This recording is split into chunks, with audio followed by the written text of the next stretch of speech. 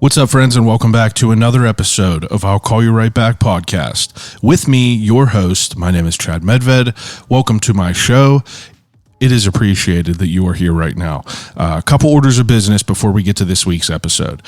So, if you don't know yet, I have been nominated for the best podcast in the city of Pittsburgh. I'll quit beating your ear about this, but voting is open for all of August. So I have to remind you one more time because, we're at the end of it. So it's your last chance to vote if you have not already. But if you enjoy the podcast and you enjoy what I do with this, please take a couple seconds and cast a vote for me to be, voted the best podcast in the city of Pittsburgh, flat out. I'm appreciated that I'm even put in the mix. I'm out here putting in the work for sure. And this is the first time that I was on the ballot. So, it's nice to see it on there. And I appreciate people that have nominated me and people that have voted already. But yeah, it's the last chance. So if you want to vote for me, the easiest way to do that is clicking the link in my Instagram bio at I'll Call You Right Back. You'll see the link on the top tab. It'll say vote for I'll Call You Right Back for, best podcast. And it will take you to the Pittsburgh City Paper's Best Of website. And on that page, you will see 4 categories. On the bottom, I think it's the bottom, you'll see people and places. If you click that tab, there are subcategories. And under that, you will find Best Podcast. And that's where you will find I'll Call You Right Back's name. If you click that button next to I'll Call You Right Back, you will have to put in your email. I get it. Some people are deterred by it. I know you got a hooker email that you could just throw spam messages to, toss that one in. It's fine. But it's appreciated. It really is. Voting will be ending in August. So, we'll see how it is. I think they let people know when they win. I'm not really sure how that works. We'll see how it goes. And whether I win or not, it's appreciated. Everyone that supports this podcast and, that listen to this and enjoy my conversations with people, it means a lot to me. That being said, I was just interviewed by a different, the tables have turned. There is an organization called Be Local Pittsburgh on Instagram. You could click on there, and they do these features of creatives around the city, business owners. You had Brandon from One Up, you had Dave from Levity Float, and I had both of them people on the podcast, and they asked me some questions. I sat down with them, and there's a nice 2-part interview about, what really is the reason that I do this podcast. And I appreciate them guys for coming by and involving me in that. It means a lot to me. It really does.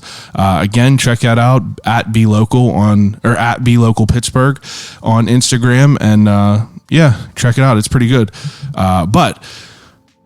There's big news coming up. I know I was, giving myself an ego stroke right there, but the real business comes down to play. 9/13, cookies and cream, limited edition Turner's flavored milk. 9/13, September 13th. That's a stone's throw away. Now, I know that's crazy, but let me even give you one more. 9/20, pumpkin spice eggnog. Let's get it. What more could you want during fall time than the pumpkin spice eggnog? Come on. It's timeless. Again, those are stones throw away. Get ready. Shit's about to get crazy. Fall time's coming up, which means we got all October spooky episodes. And, I'm getting amped up. I'm about to get the decorations out. My wife is not happy about it, but I'm about to get crazy with it. But that's just the way it is. Halloween starts in September around where we're in this house. Halloween's in September in this house. So get ready for it. But the reason that everyone is here this week, and I appreciate this podcast because it gives me an opportunity to talk to educated professionals about, whatever it is their subject matter is. So, obviously I'm a dog dad. I am overbearing of a dog dad. I'm overprotective. I'm just paranoid about it. And I want to soak up any bit of knowledge that I could. I talked to Tony from Healthy Pet Products a couple weeks ago, and we got into some discussions that are kind of controversial as far as raw fed versus kibble fed food, flea, tick, and worm vaccines and everything like that. And it's interesting to hear, both sides of these conversations. So, that got my wheels in my head turning. I was really curious about some certain things that we were talking about. So I was like, fuck it, why can't I get a vet on here, right? And I hit up Allie from Big E's Bullies because she runs a rescue and she's been dealing with veterinarians for, a long time, and she's a very blunt person. So if, she's not going to send me to a piece of shit. So she sent me to Dr. Lauren Blood, who was absolutely the best candidate that I could have ever hoped for. Dr. Blood is just like, she was a breath of fresh air. She was very, very open to my dumb questions. She was just like, she was fun to talk to. I really enjoyed my conversation with her. I cannot thank her enough because she runs the Cranberry Veterinarian practice. She's one of the vets that opened up that practice. And it is, I'm sure you can imagine how big of a beast it is. She's working countless hours, which is, chaotic. So she gave me a little bit of her free time on her only day off. And we sat there and we talked about everything. And, we covered everything from, some of the grossest shit that has happened to her as a vet to, schooling and how that's ran as a vet, and how they're starting to like kind of implement more of like a mental health aspect of it all. Because another thing that we got into that I feel like a lot of people might not know of, but I've recently saw just on my black holes of Reddit, is that the number of suicides in veterinarians is climbing, and I thought that was pretty wild. And like, we get into it, and we get into some deep stuff here too. I actually start like, my eyes start crying, or I guess I was crying. I don't know what was happening. We were talking about euthanasia, and, my eyes just started like, watering, and it's just heavy stuff. And, it really takes a special person to be able to give that love and care to these animals. And, because, imagine how stressful, it is to have to, do the bad things that you have to do in this job. Like, yeah, it's great. You're going to be able to help, these puppies and everything. It's a whole ball of wax, but this whole episode is just really, really great. I can't thank Dr. Blood enough. Without further ado, episode 177 of I'll Call You Right Back podcast with Dr. Lauren Blood of the Cranberry Veterinary Hospital.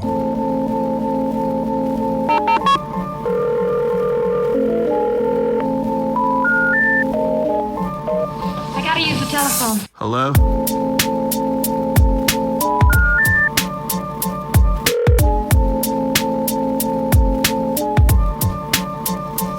Telephone. I'll call you right back. Call you right back. Telephone. I'll Call You Right Back podcast. I found a funeral director. Actually, Allie put me onto her too. I'll have to listen to that too, because I'm always like, how do you get into that? It's honestly, so the way that I looked at it, I was like, I want to talk to a funeral director that is going to be able to, usually you think of funeral directors, I think of like creepy people like Vincent Price, Yeah. Have you ever seen Gone in 60 Seconds? That's Fink's Yes. guy. Yep. And you're like, I would love to talk to someone who's not going to creep me out, but also will be a good person to communicate it to anyone. Yep. I put it on Facebook. Allie tagged this girl, Sarah, and I ended up doing like a deep dive on her social media, and she had like biographies of like Judd Apatow and Steve Martin, and I was like, this girl's like a fan of comedy, and she's Yeah. working in death every day, Yeah. and she's like, she's like hip, she got like good style, like she doesn't look like your typical What you'd expect. funeral director, Yeah. So I got her on here, and it ended up being like one of my favorite episodes, and that was That's like awesome. whenever I first started. That's so awesome. But just curious about people. I appreciate you coming on and like talking to me about this. Sure. I don't know. I grew up with dogs. I got our dog Nadja whenever I was in January, and it's just been an adventure, a big adventure. So Yes. I became like an obsessed dog dad, as probably a majority of people are, and I just kind of became fascinated. Joined these groups on Facebook, Pet Vet Corner, I think it's called. And I just read every day all these like Yeah. terrible problems that people have, just so I could like kind of know what to expect and avoid. Expect and avoid, because like people ask the same questions every day. You know, should I take my dog to the emergency vet because he's having a seizure? And I'm just like, yeah, but it's like I try to just like be prepared for what it is. So me and my wife are going to take like a first aid course in October. Yeah, that's awesome. So like, I don't know. I just like want to always be prepared. Sure. But I ended up talking to Tony from the Healthy Pet Products about a bunch of stuff, you know, talking about raw versus kibble. And I just like really got curious about how someone kind of falls into being a veterinarian. Is that something that you like grew up wanting to do? So not necessarily. I've always loved animals, like from the beginning. Yeah. Can I move this up? Just a little? Oh, yep. My parents would always say like they'd get me baby dolls and stuff when I was little, but I didn't want to play with them. I only wanted to play with stuffed animals. Yeah. I also wanted every animal under the sun growing up. You had animals growing up, I assume? Cats, dogs, fish, newts. Yeah. We had rats at one point. Rats. Oh, rats have been fascinating me. I've been watching TikTok videos. They are brilliant. Yeah, this girl was teaching this rat to like, you know, they could discern colors and shapes. And I'm like, holy shit, that's crazy. They're very, very intelligent. And they're actually really friendly too. Yeah, that's what I hear. Yeah. It's interesting. Yep. It's a great like pocket pet. And that's something that you just always gravitated towards. You loved animals. Yep. Just always that way. And then, going through school, my parents were always big advocates of education. Yeah. Getting to college, I kind of drifted towards, you know, the biology sciences. And then once I kind of got like, I'd say second year, I was like, okay, I think this is what I want to do. I want to pursue medicine. Yeah. And then I actually had the difficult decision of trying to decide if I wanted to do human medicine versus veterinary medicine. Yeah, the big crossroads. Yeah.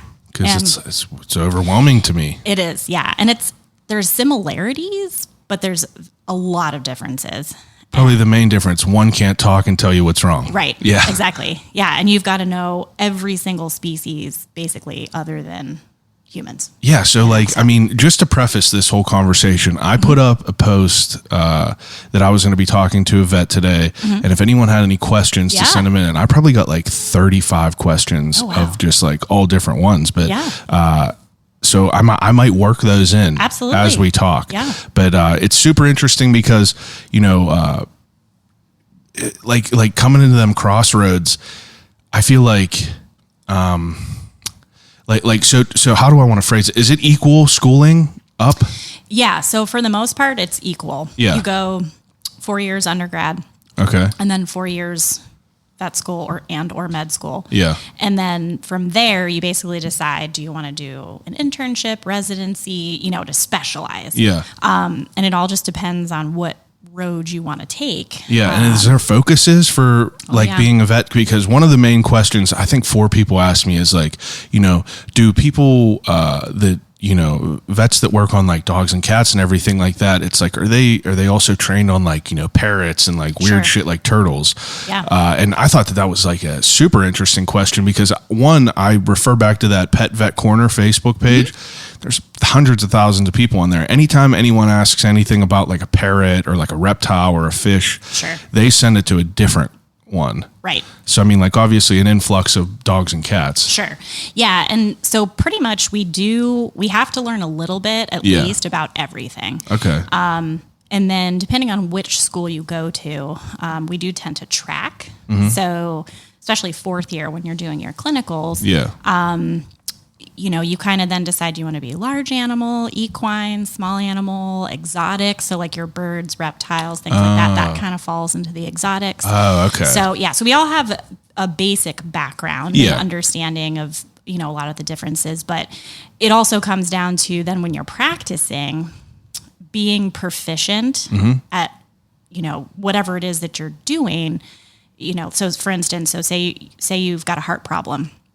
Well, in a human, you just go to your cardiologist. Yeah. For a vet, it's like, well, if you've got a heart problem in a dog, that's super different than in a cat, that's different than in a horse, that's different than in a bird, you know, stuff like that. Yeah. So it's really difficult to be able to handle that well if you try to treat all of those organisms. So most vets will tend to kind of branch off. I know I just do dogs and cats.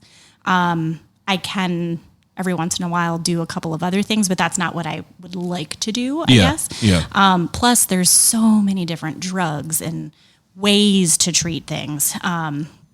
That it's just, you can't possibly keep up with the standard of medicine. Absolutely overwhelming. Just to read the responses that people Mm-hmm. have to some of them posts. Oh, yeah. And that makes sense that you would like focus on that, dogs and cats or exotics or equine. I like the word, obviously horses, Mm-hmm. right? Yep.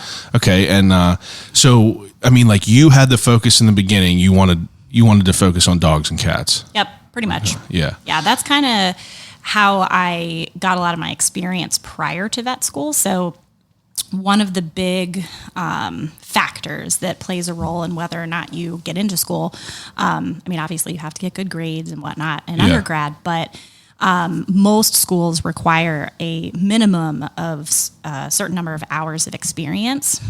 The more you get, the better. And I pretty much just worked with small animal vets, and I worked at like a dog kennel, things like that for years. So the majority of my background was in dogs and cats. Yeah. So that was like your experience working there. Yep, exactly. And I just so I love surgery. That's probably like my favorite aspect of medicine. Yeah. Doing surgery on a dog and or a cat is much easier. You have a better, what do I want to say, I guess, survival rate. Oh, yeah. Than, for instance, a fish. Yeah. Or even like a horse, where they weigh so much, and they're, that you need a crane, basically. Is that why like people say like, you have horse trainers, they break their leg and they just like put a bullet in them? Like pretty much. As gruesome as that is. Yeah. It's because it's hard to operate on them and repair them. Yeah. So not only that, but because of how much they weigh, even if they make it through surgery, they, just by bearing weight on 3 limbs as opposed to 4, they tend to end up with other foot problems and something called laminitis quite often on those other limbs, and developing something like that can also be fatal. So it's like that kind of, That's rough. Yeah. Being a horse these days in this... These days, think about it, and it's like I just went to the Meadows the other day, and I looked at the track. I was like, "Wow, this looks crazy!" And I was like, "I can't believe that this is still a thing. Like people beating these horses. I know. It's pretty wild to think about that, because like I guess there's dog races too, but I don't know. And I think they're starting to do away with those. Yeah, and that's what I see. Which like, is great. Yeah. Yeah, absolutely, because it's crazy to think about. What is like the ratio of? So is there like a term for just dog and cat vet? Small animal. Small animal. Yep. So what is the ratio of like small animal to equine or an exotic? Yeah. So pretty much, I would say most vets these days are small animal. Yeah. Equine vets, I would say, like in my graduating class, it was maybe 10%. Okay. And then we segregate large animal. So that would be either large animal, or we call it production animal medicine. So then you kind of get into like your bovine, so cows, swine, pigs, poultry kind of falls into that too, where, you're dealing with more of a public health. Yeah. It's a little bit, sure. Yeah, it's a little bit different because, of course, the animals' lives are, it's not necessarily a pet. Yeah, it's because you have like different herds, like big herds together, and if one of them gets infected, it could easily spread around. Yep. So that's also a completely different type of medicine. Wow. Than seeing an individual dog or cat. Yeah. So from the beginning of your school to the end, how many years is it? So, like including high school, you mean, or just college? Just college. So college and vet school was 8 years. 8 years you went to school for that. Yep. And, is it discouraging going through that? Now, I was so overwhelmed by thinking of this because I know like just what people, this is a crude representation, but like people in high school learn that was in anatomy. Like I would see these packets that everyone's learning, like, was it discouraging the amount of, work and time that you put in with all that? Like, did you ever have any idea or any thought of like wanting to like kind of, go a different path? Yeah. Yeah. And so to speak. Yeah. Yeah. Actually, yes. The amount of work is overwhelming. Yeah. Unless you 100% Are absolutely passionate. are die hard about it. Yeah. you wouldn't even want to try. Yeah, because I read an article. I was trying to like just pick up a little bit of thing, and they were saying like the I don't remember the word, but they said the amount of people that like went into it and who completed it was like some very small percentage. And it's intense to even think about that. Like how long you're in there, how long you're doing this. Oh yeah, it's definitely a lot. It's definitely, you have to have the tenacity to stick with it. Yeah. It's long hours, but I guess I've always kind of been an academic in the sense that I liked school. Yeah. And especially, I find this so interesting. Like I like the science, like the physiology, the biochemistry. I loved learning about all that stuff and then knowing like what makes us tick, basically. And then also knowing, okay, this is the healthy way that we tick. What happens when something goes wrong? And then that's the pathology or the illness that, we're trying to diagnose and then, of course, try to fix. Yeah.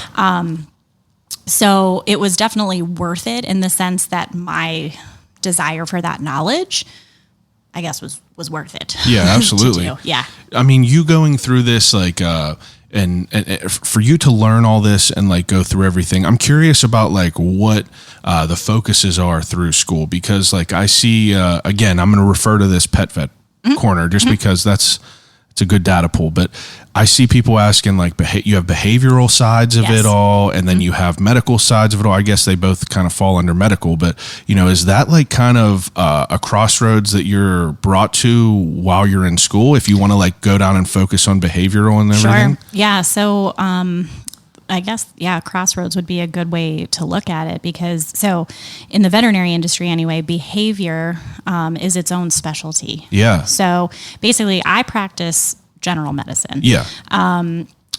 Luckily, we also can perform surgery. We can do dental procedures. We do like internal medicine. Like we can do all the things, dermatology, whatever. But you can go on to specialize in behavior, in dermatology, in surgery, and go further neurology, on whatever all the you want. things. Yeah, you could keep going further. So it all just depends on basically what you want to do. Yeah. You can also go into research.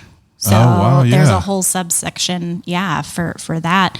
Laboratory animal science is a thing. That's interesting. Yeah. So you're really just working to figure out solutions rather than like being in the front lines in the vet and dealing with disgruntled patients. Yes. I assume in school they're teaching you like, kind of like, as a regular school, the basics of everything, where you can kind of just like have a handle on it whenever you need it. Sure. And like you said, you could, focus on something as much as you want. They cover, you're covering like behavioral, you're covering dental, everything like that. Yep. And is that like, do they cover how do they like communicate to you what, it's crazy to me, because you're obviously not able to talk to your patients. Right. So it's like, they come up with a way to communicate this to you. It's like, how did it start from the beginning? Yeah. You know what I mean? Yeah. It's a difficult. It is. I think, so one of the things I will say is that, I make sure that every single patient I see, they get a full-on exam. Yeah. Head to toe. Yeah. I can't tell you the last time I've actually been examined. Yeah. Like I go to the doctor and I feel like they're like, how do you feel? Is everything good? Okay, you have a normal temperature, your blood pressure is good. They listen to you for a couple of seconds and you're good to go. Yeah. Like we look in the mouth, we look in the ears, we like everywhere. So, and then basically we do rely upon sometimes the animal's response to what we're doing. Yeah. So if they're painful, they'll wince or they'll pull away a little bit. It's so crazy because you'll see people ask about like, how their mood or their behavior will just change on a dime. And then like, I read these responses from these vets and they're like, you should go check them out because they might have a pain, like if they're getting aggressive or anything like that. Yep. And it's like, it's wild to think about that. When you learn their language over time too, So how long have you been doing this now? 10 years. 10 years. Yeah.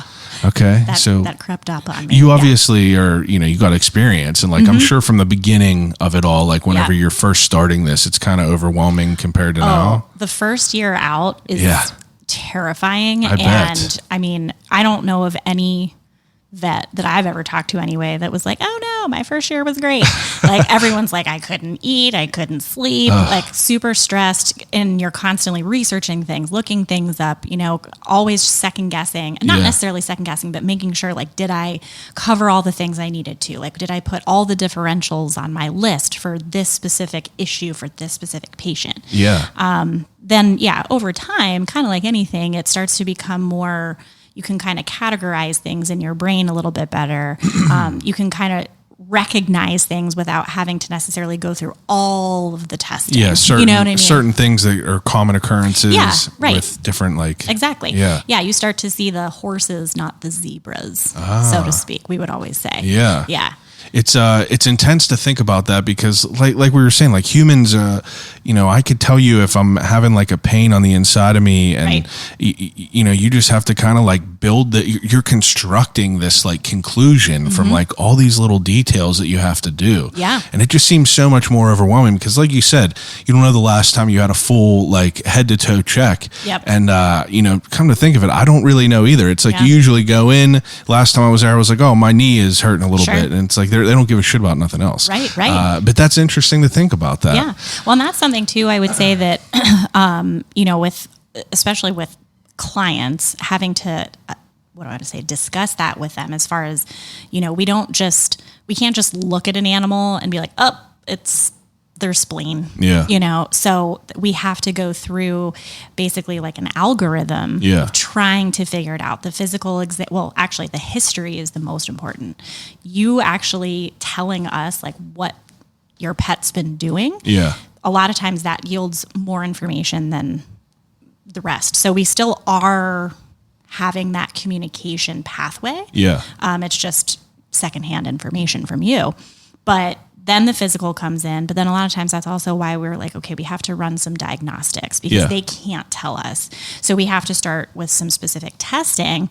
And a lot of people are just like, I don't want to do the testing. Like, I just can't just give me a pill. It's like, oh, if only it worked that way. It's crazy. Yeah. And I'm like, hold on, let me get my crystal ball. Do they teach you to deal with, do they teach you to deal with like, humans in this interaction in school? So it's getting better about dealing with that. Yes. So communication is a huge, huge thing. We had a little bit of that when I was going through. I wish we had more. Yeah. I know that's becoming a more popular thing that's for good most to hear. schools to do. Yeah.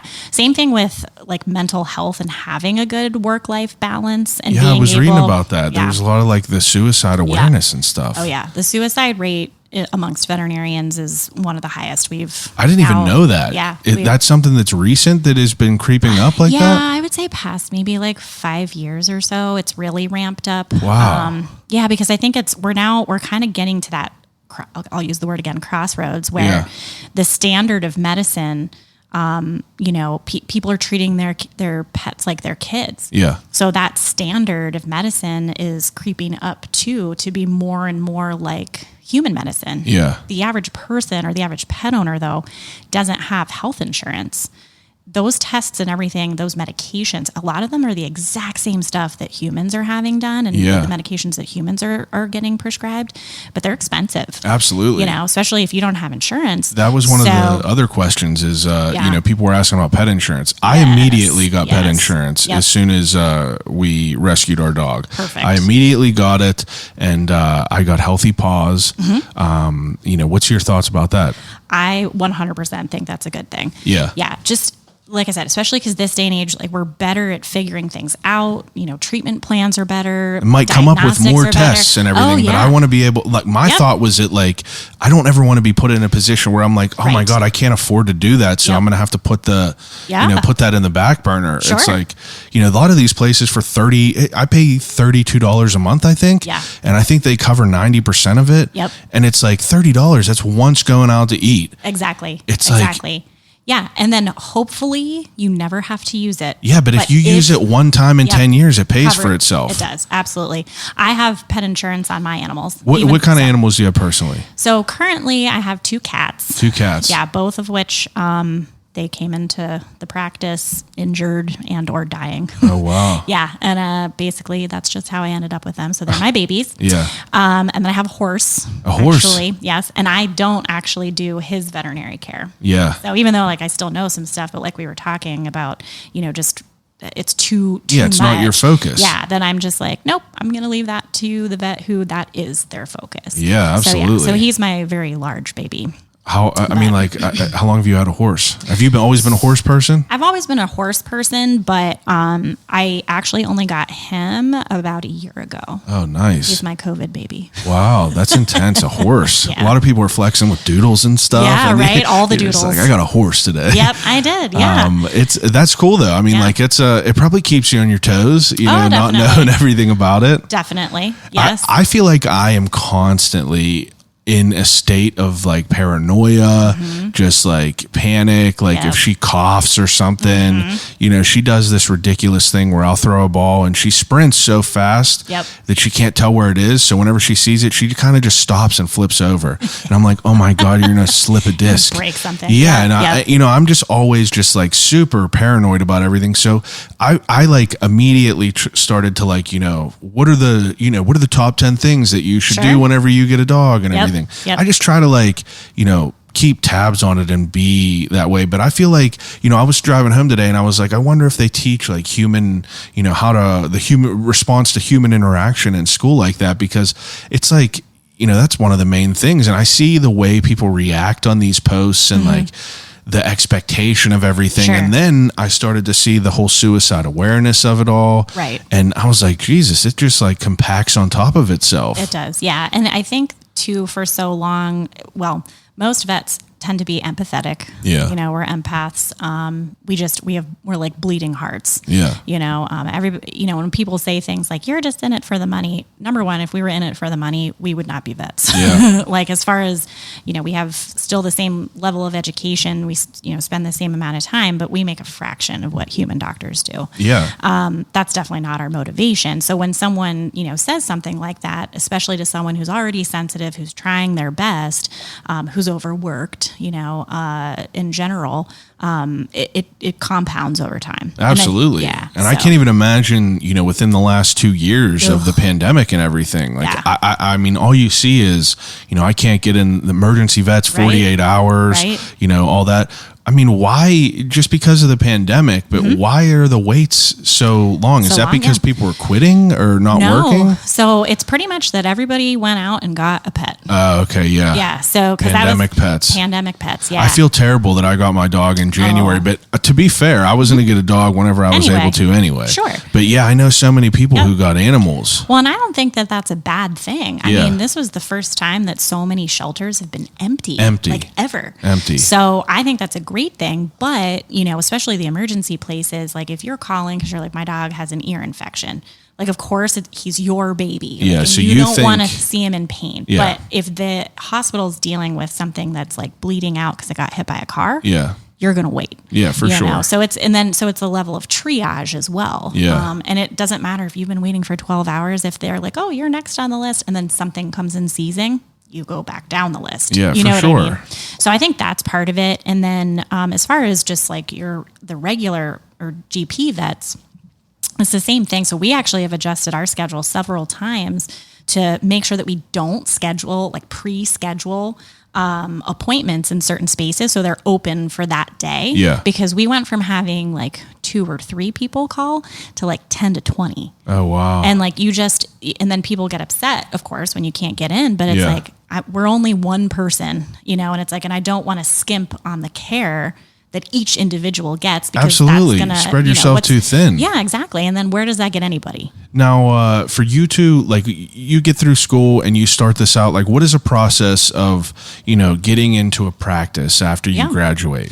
So pretty much you get together a resume, like you would for anything else, and then kind of send it out there. Yeah. And just, I went on a few interviews, and then for me, it was really important to find a place where, their philosophy was similar to mine. Yeah. And that we could practice medicine similarly.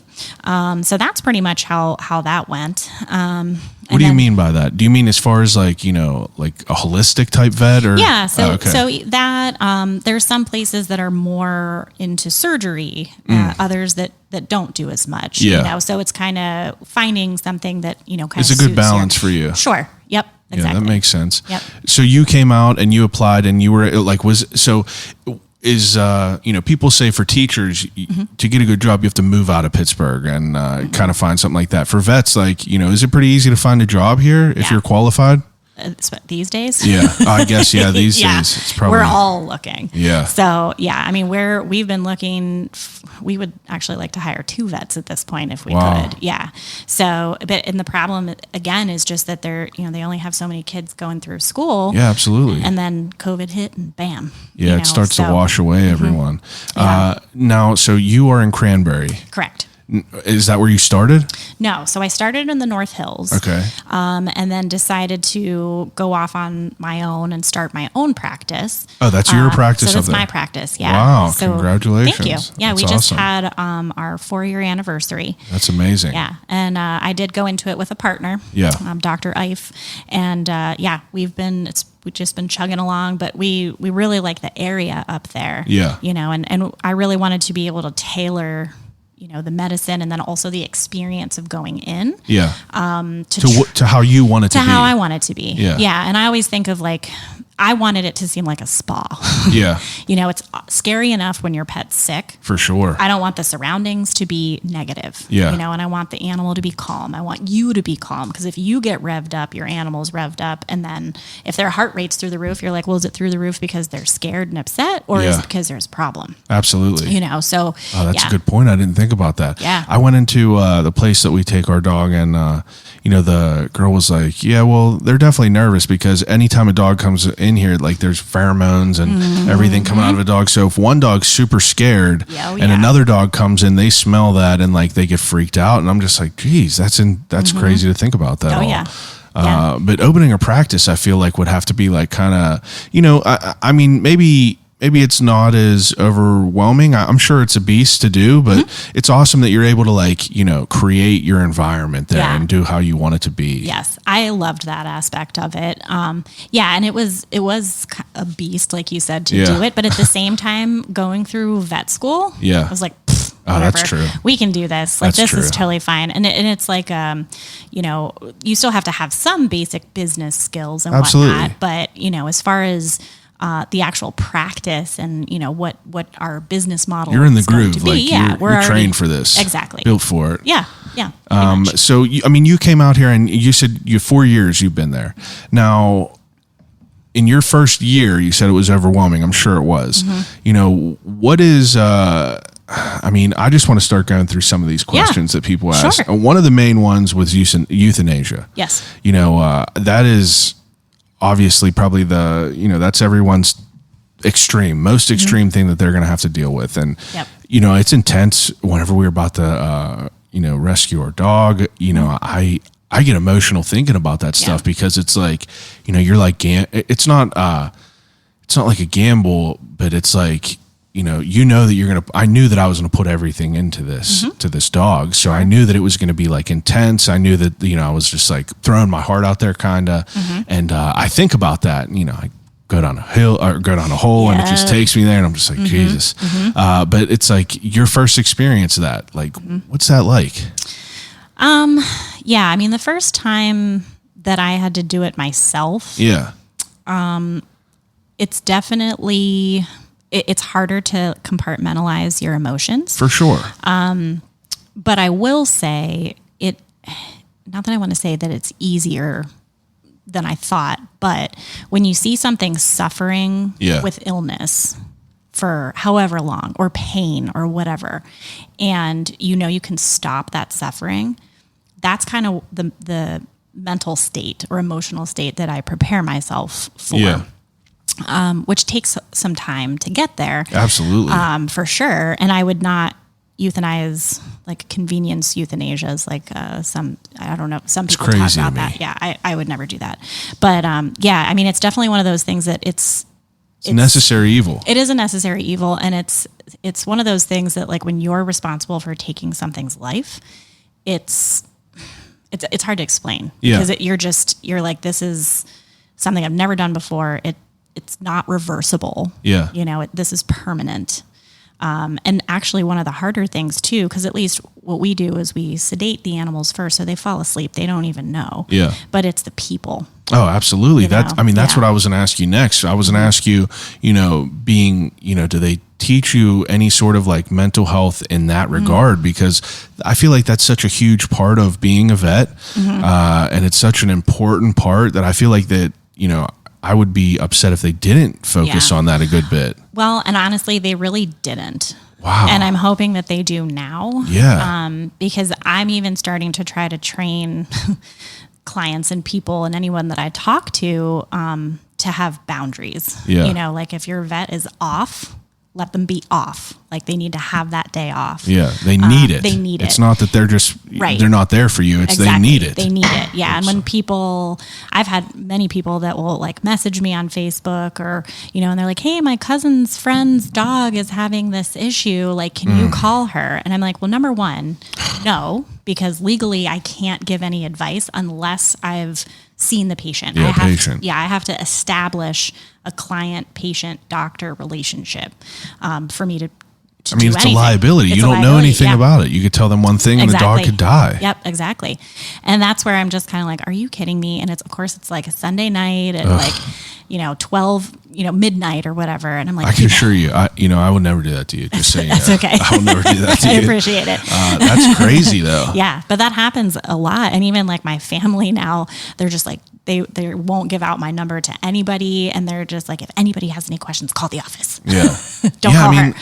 Because it makes sense. I work a 9-to-5 job, so to speak. And, I'm mentally, physically, just exhausted of that. I want to be done with it whenever I'm done with it. Right. How many hours a week do you work, do you think? So luckily now I've been able to cut back a little bit. Whenever I was first working, it was probably like 50 hours a week. Yeah. Now I'm anywhere between like 32 and 40. That's great. But that's like being at the office. Yeah. There's other but duties. we have to, like, if you have to research something, that's on you. Yeah.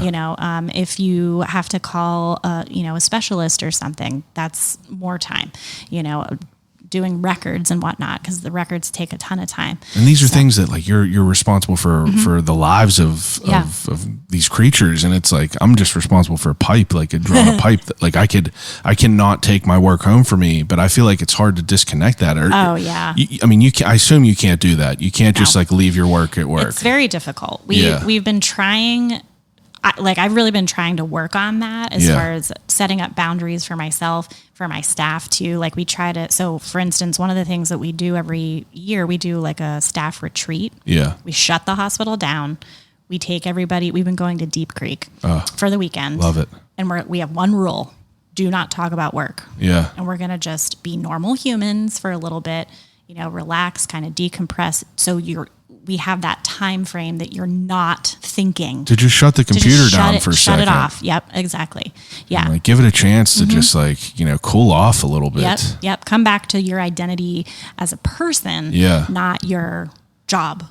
So yeah, and it's much easier said than done, especially because there's things that you see that you can't unsee. Absolutely. And I know that got to be like intense. Yeah. Because that's stuff that like, I we're civilians, I can never understood it. And I know that it's like heavy because, I was reading about the suicide and about like, I guess like us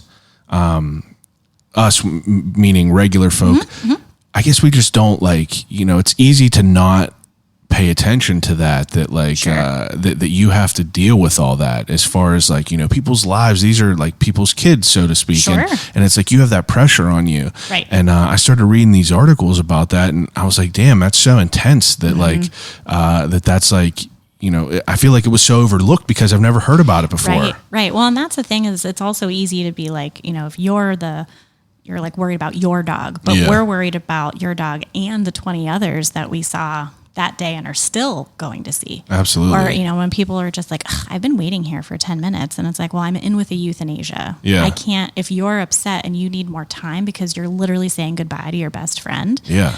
Who am I to be like, excuse me, I have to get into this other appointment. I would never do that. Yeah. Like, it's like, no, I want that trumps you having to wait for a little bit. But people don't understand that. They don't know, and so they're just like, ugh, I'm waiting here. And as soon as if we do say something like, well, you know what, this is what's happening, most people are like, and oh you're my like, gosh. now you feel bad, don't you? Exactly. And, and most people are like, oh my gosh, I'm so sorry, I didn't know. And I'm like, okay, but not knowing, like, ignorance is not an excuse. Exactly. You have to have. I would never do that. I would never either, but. An easy way to, another crude representation. I never really worked in the food industry. Okay. I filled in at one of my good friend's restaurants. He has a restaurant down on South Side. It's very, very busy all the time. So I was just running food plates. And, like I said, I never spent time in a kitchen. So, after spending them couple days in there, seeing that orchestra of chaos Literally. And how everything is, ran, I'm just like, people don't see how the sausage is made. So it's like, it's easy to just be like, oh my God, why is this cold? And you're like, because there's 67 other dishes up there. And like, and those are just meals. Like, you have these lives that are just out there, people that are animals that are sick, that are like long-term sickness. And it's crazy because, I saw a case today that just like, I almost had to delete myself off that group because it's like, it starts to really get to me because you see all these terrible things. And I saw a dog got hit and his hip was broken, and this lady's like, for a week he's just been in pain and he can't do nothing and he can't go to the bathroom because he can't get in a position. And I'm just like, my God. And I know that these people are just like berating your your phones. I mean, how many your phones are ringing all day? Constantly. I assume. Yeah. I mean, it's to the point where we have 2 to 3 dedicated receptionists every day, but we all pick up the phone. I bet. Because it's nonstop. To catch up with it. And the thing is like, it hurts us too when we're like, oh shoot, we want to, and I can't even tell you how many times that it's like, oh, this person's on the phone. Like, I'm fully booked. I have I have emergency drop-offs. Like, I'm literally, there are times I remember my dad would come in and be like, have you eaten at all today? And I'm like, what time is it? I haven't peed yet. Yeah, I know. It's 5:00 in the afternoon. I'm like, oh shoot, I should have probably done that. But then, you get those calls that you're like, oh, have them come in because you're just you want to do anything you help. can. Yeah, you want to help, but you can only do that for so long. Like it becomes unsustainable. Yeah. And then that's when the emotional toll starts to take effect. You can have that. Basically, your tolerance, you become, I don't want to say jaded, but you just build up some sort of like callous to it almost. Exactly. Yeah. And it's like, I don't ever want to be that way though. Yeah. I still want to be sensitive, but it's that whole, you have to take care of yourself. You got to find that balance. Yeah. And it's easier said than done, I'm sure. Way easier. Yep. I couldn't even imagine it all. So back to this, like, so you I mean, this first experience with like dealing with euthanasia, it's like, are you, I mean, whenever you say like it gets a little bit easier, I know that might be taken out of context for some people, but it's like, you realize that you're doing something great for something, for something. You're taking away pain. And like, after reading the way that these people are responding to everyone's questions, I have to put my dog down today. Like, what could I prepare for? Sure. How do I deal with it? And it's like, it's the way that the vets like describe that and like kind of, they're so proud to be able to do it. Yeah. And it was intense to like start reading these. And it's like, I find myself reading these just like tearing up about it. So like you mentioned before, so a lot of times people are like, that's got to be the hardest part of your job. And I would say it's actually not. Yeah. The easiest almost probably. Well, yes and no. I mean, it's definitely, it's bittersweet, I guess, sort of, where that's a better way to put it. Yeah. Especially if it's a patient that I've seen as a puppy, where we've been dealing with a chronic disease and you get, them, you get to know their owners, the owner's family. Like you get to the point where you're like, oh, I recognize that number on the phone because we talk so often because of this pet. And then when you get to that point where, and I do tell people this and I truly believe it, that for animal, when you're at that point, when you're at that time. I don't even know why I'm like welling up right now. I don't even know why. It's like intense to think about. Well, it is, and it's an extremely emotional thing.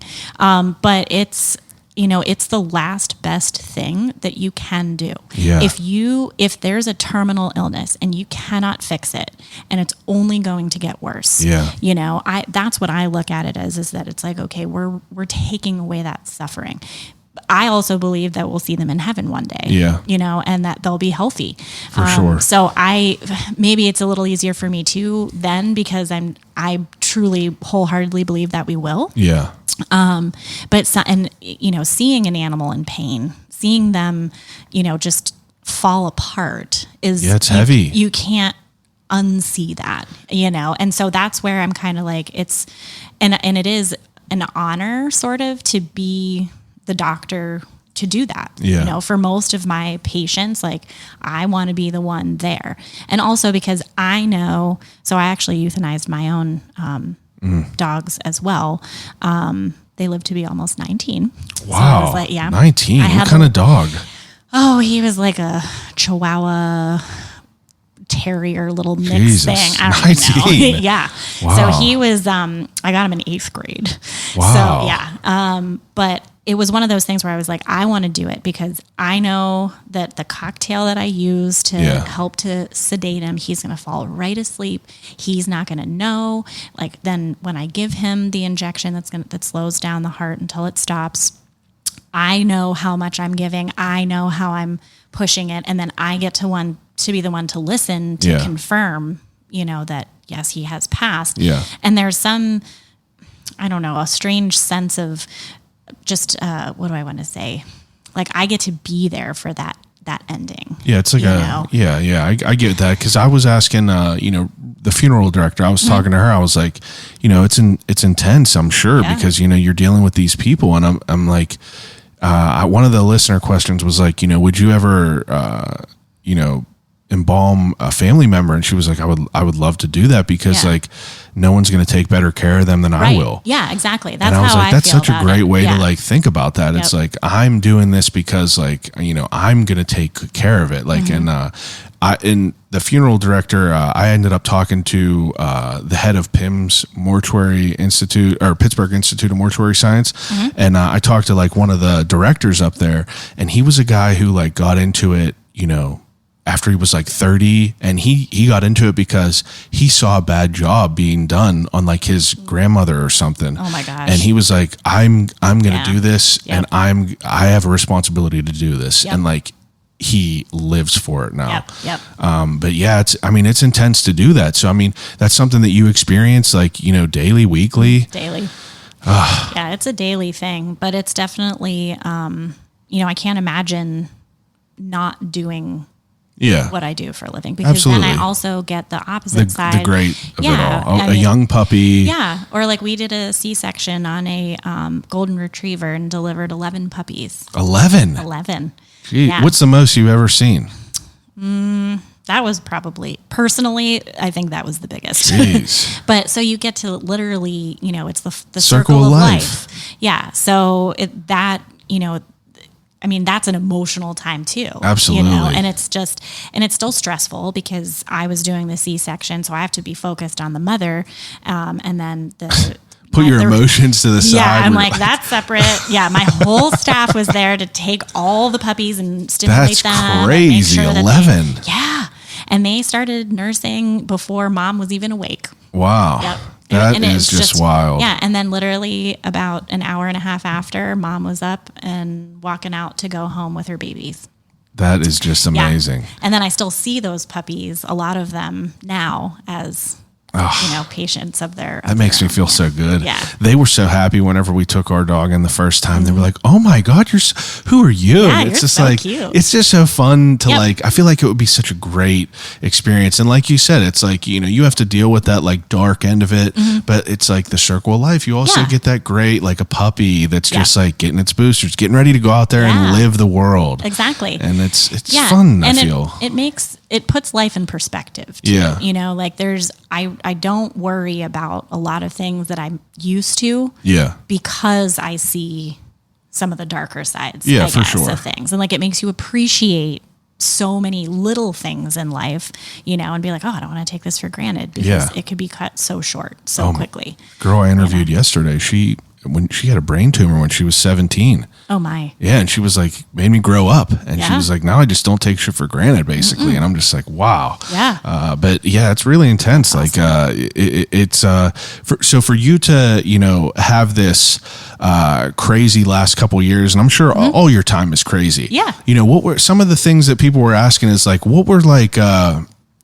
Like what are some of like the most common things that dogs are like brought in for that are, I believe the question was, what are some of the most common things that dogs are brought in for that like, might not need to be, brought in for, Like you know an what I mean? emergency or like be Yeah, seen you know what I right mean? away. What's Yeah. something that needs to be, because I've noticed a lot of people, like I've done some episodes about me getting the dog and like how she's grown up and how she was an absolute lunatic, teething, and Yeah. people were getting dogs too, and they're we're comparing how our dogs are growing up. Sure. And it's cool because they're asking these questions, and it's questions that I'm curious about Yeah, too. yeah. Well, I guess I would say it might be easier to turn it around and say, what are things you should call the vet about? That's a better way. Yeah. I mean, pretty much any sort of respiratory problem. Now, if it's like a singular cough or like one or two and your dog's still bouncing off the walls, Yeah. or eating, drinking, that's fine. Yeah. But if they're starting to turn blue, Yeah. and it's like you can see it. Yeah. Or, if they're stressed breathing and you can see it in their eyes and they're not going to be bouncing off the walls. So any kind of respiratory thing like that, you got to go. Vomiting, any kind of major vomiting. One episode of like a bleh, and they spit up, bile, but then again, they're bouncing off the walls, totally fine. Yeah. I'm okay with that.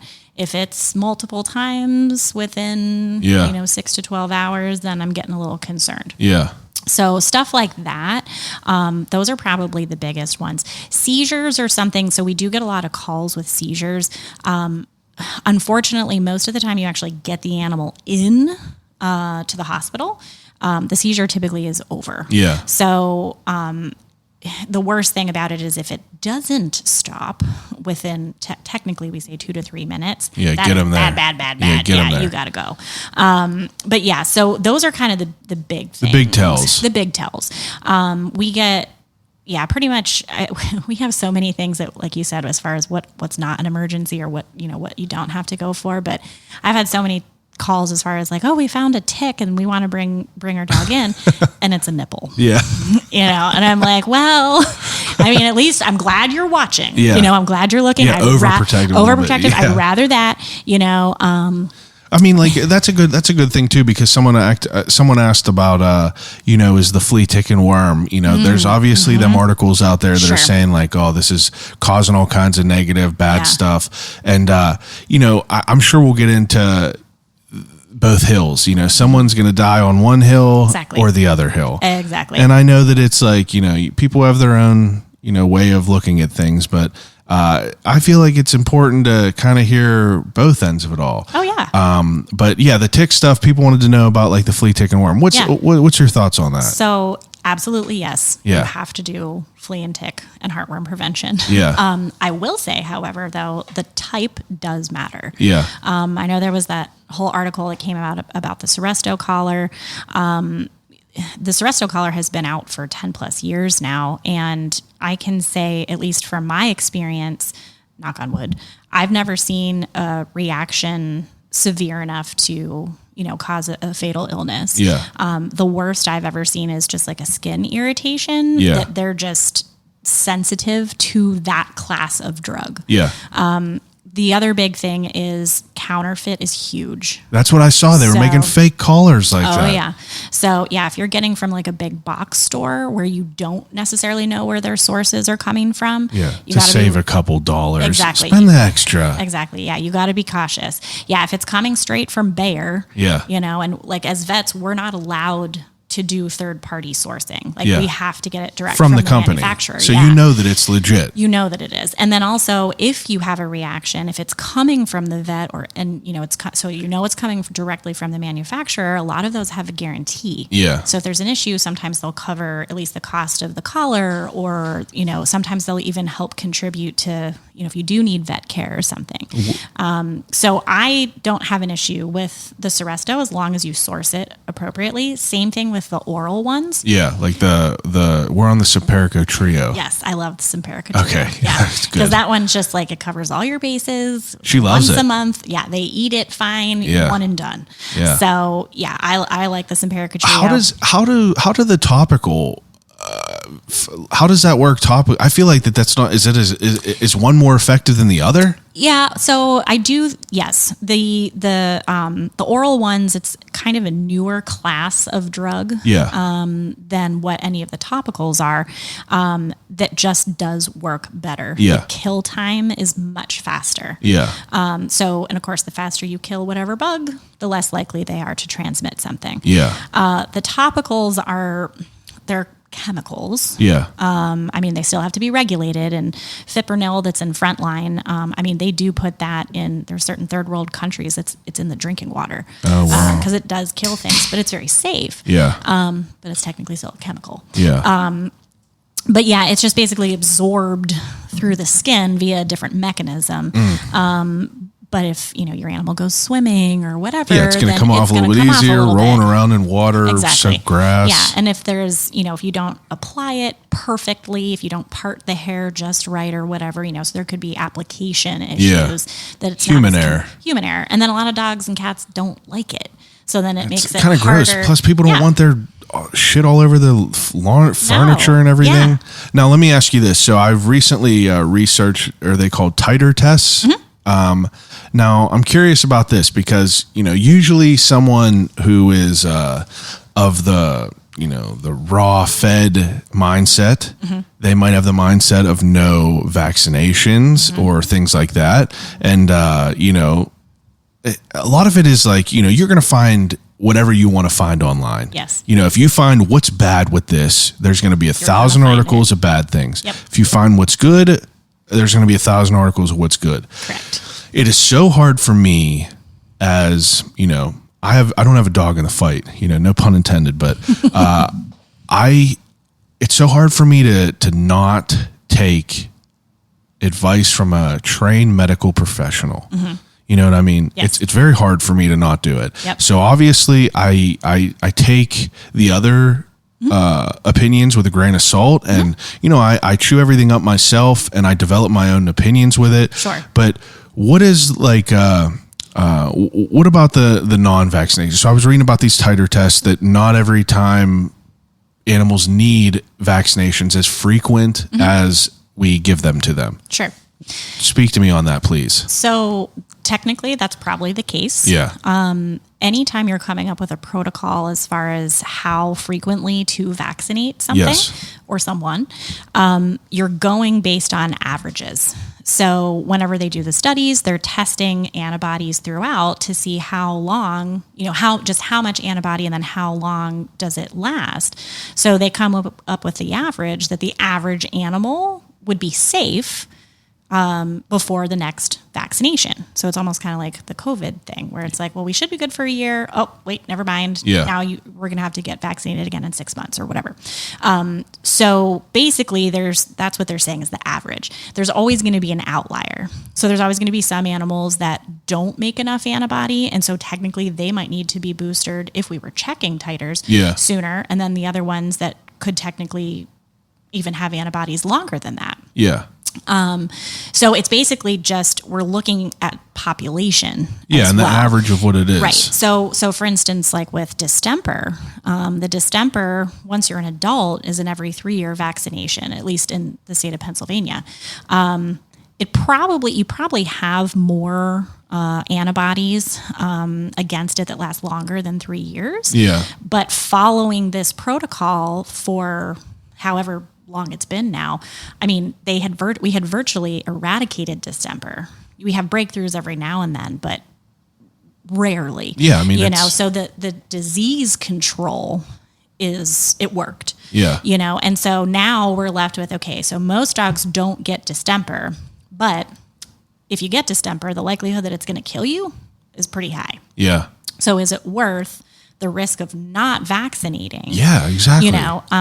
Plus, these vaccines these days too, I mean, the number of actual true reactions that we see is very small. Yeah. The technology and the research that goes into these, I mean, it's way more than the COVID vaccine. Yeah. It's years and years and years and years and years of research and studying.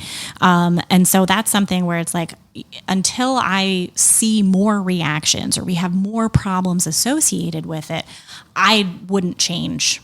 I just think it's such it's a relevant point to bring up, that it's like, you're someone who was schooled for 8 years. Mm-hmm. You've been doing this for a decade.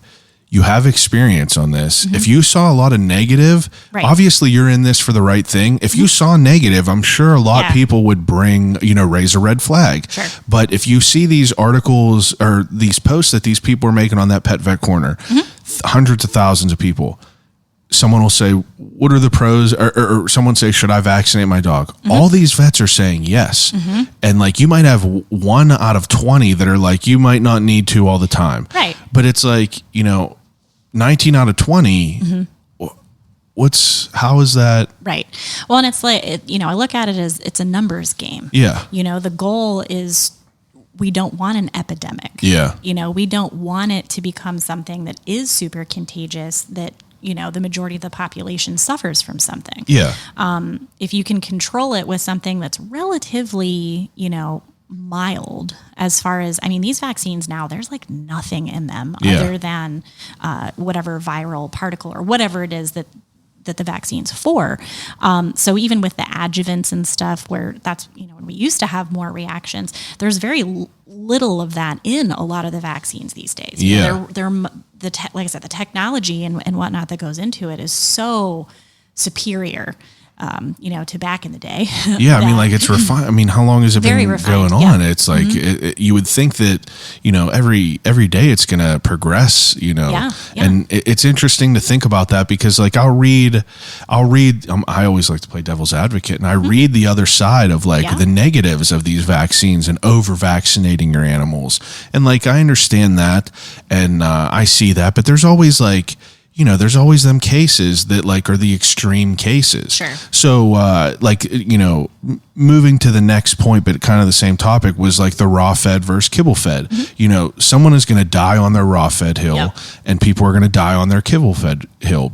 If people are asking on that page, out of 100,000 people, what's up with raw food versus kibble food? Mm-hmm. Every vet is like, raw isn't. Speak to me on that a little bit more in layman terms. Sure. So, most vets, including myself that I know, don't like raw diets for a couple of reasons. So we should also distinguish between, is this a commercially prepared raw diet, or is this something that you're just making at home? Yeah. If you're making it yourself, then no, absolutely not, because it's not balanced. Yeah. Even for myself, I subscribe to, moderation, everything in moderation. We're made up of however many different proteins and lipids and so many things in our bodies, that to say that one protein source is going to be enough to fuel and what do I say? Make a body run. Exactly. It can't do it. Plus, you've got to make sure you're getting all the micronutrients and things that you just can't get in, for instance, like chicken breast. Yeah. And that even, then we go down the path of when people are just like, oh, there's byproducts in here. Byproducts aren't necessarily bad. Yeah. So, I mean, the main article, or the main pushback that I see, that are people that are pro raw fed, are that, wolves in the day never had a balanced diet. They were eating, flesh. They eat whatever they could get. And that's just how it was designed. And at first I'm like, yeah, that makes sense. But also, humans back in the day were eating, just an animal they killed. It could be a little bit old. It could be that, but we're humans now. It's like, we have the technology, we have the means to be able to do this. So, they always say, oh, they never had a balanced diet before, but it's like, yeah, they didn't have the capabilities of having that before. And they also died when they were like 4 in the wilderness. That's as a good opposed point. to dogs now, like my dog lives to be 19. And you fed your dog kibble? Yep. Yeah. I mean, I don't know. It's such an interesting world that we're in now because, I grew up, I'm 31. I grew up with dogs my entire life. Before it was, Alpo in a can, then it was pedigree in a big ass bag. And, he just got a big ass plastic cup. We didn't even measure the portions, right in there, big black lab. He lived a good bit, but it's like, we have all these advancements now. And like you said, the intensity of it all is because people are treating their animals like kids. Sure. It's not just like, oh, he has a broken leg, you got to deal with it. Right. It's so crazy because, there's obviously going to be advancements. There's obviously going to be, pushback and people want to dig deeper for the best possible thing for their dog. But it's like, I don't know. I feel like I'm an easy sell. People can convince me of a lot of things, but I just don't see it. No. With well, it. and that's the thing is I think a lot of it's marketing. Yeah. Even so, for instance, anybody can put organic on the label. Yeah. As long as they have one ingredient, only one. Oh, wow. That's organic. I didn't know that. Yeah. Natural means nothing. Yeah. Like all those things, you're just like, oh, okay, this is like natural, organic. It must be great. Yeah. It doesn't necessarily mean that the entire thing is natural, or organic, or whatever. Yeah. I tend to stick to the sciences, right? Like if something is studied, if it's a non-biased study, and we're actually basing whatever it is off of data, okay, then I trust it. Yeah. If you just, and then also, of course, having just the experience of certain types of foods Absolutely. or whatever that people have been on that have done well on. And like you said, you can do totally fine on, a homemade diet, and a dog might do fine, sure, but that's not all the time. Yeah. And then also you might have a dog that doesn't do well on a commercial based diet, but then again, that's not all the time. Yeah. But yeah, so the big diets out there, so like Hills, Royal Canin, and Purina, especially like their Pro Plan and stuff, they actually do standardized food trials. Yeah. And that's considered, that's like the gold standard of research testing food. And they are the only ones that do that. I think Blue Buffalo's starting to do some of that. All of the other diets don't do studies. So let me slide this in here real quick. Another pushback from the other side is that people are, you're brought up through school. You're kind of shepherded into, prescribing these like specialty foods as a source, as a way of making money. You're making money for the bigger companies. It's just kind of, we make no money. I know, but it's but under an umbrella of being a veterinarian, it's like that practice is like, we're going to teach you how to, if you're a car salesman, you want to upsell this shit. Sure. That's a way of looking at it from a different point of view. Yep. I mean, is there any sort of like, do you feel that at all? Do you feel that, you're taught to just like, oh, we got to prescribe this because this is that way? Not at all. You get what I'm saying, though? I do, yeah. So whenever we learned about nutrition, so that it's its own separate, again, kind of classification, you can be a nutritionist. Yeah. And that's who we learned from. And these are, doctors who are much smarter than me, who've been doing their own research into a lot of these foods and the nutrient requirements of the different, not even species, but breeds sometimes. Like a large breed dog would require something different than like a small breed dog would. So, that's something where we, coming then from that scientific standpoint and the medicine-backed standpoint, we really only hear about those food brands that I mentioned because they are the only ones who actually do any sort of study. Really? Yeah. So that was another question is like, what types of, what are some of the safe types of kibble? I personally feed my dog N&D, which is a Purina, or not Purina, I can't remember which one it is, and then From Puppy. are these things that are safe for dogs? I feel like, you said that them 3 brands that you mentioned are the only ones that like kind of have that gold standard. Yeah. So those are the only ones that have the gold standard. So those would be the ones that if you were like, I haven't started anything with my dog, what should I start? Yeah. I would probably pick one of those. Okay. However, I also don't want to say that those other brands out there are bad, because a lot of them do look at the studies that have been done by these other companies and then whether it be the grains or anything like that, and try to emulate that. Yeah. So, and I know plenty of people that have been on From and Diamond and Farmina or whatever, so many other ones, and those dogs do just fine. Yeah. So what do you feed your dog personally? Or whenever you had dogs? He was on Purina Pro Plan. Purina Pro Plan. Yep. That's something that you can only get through the vet? No. Okay. You can get that. So that's the thing too, is so the Pro Plan, Royal Canin, and Hills, they do have over-the-counter diets. Okay. The only ones that the vets that are vet specific are prescription foods. For like overweight or something like that. For that, but like, or if they have kidney disease or something like that. So, and they really are, like, I even hesitate to call it a diet when I talk about it with people, because I'm like, you have to look at it as like a medication. Yeah. We're feeding it. So even the overweight ones, I mean, a lot of those came about for diabetics. Yeah. And then we just found, oh, hey, this also helps you to lose some weight too. And you don't want just anybody being able to go and buy, for instance, a kidney diet, because that would not be appropriate for a dog that does not have kidney disease, So Absolutely. it's treated like a drug. So in that, with that situation as well, the studies that are done for those diets are the exact same that are done basically for drugs. Yeah.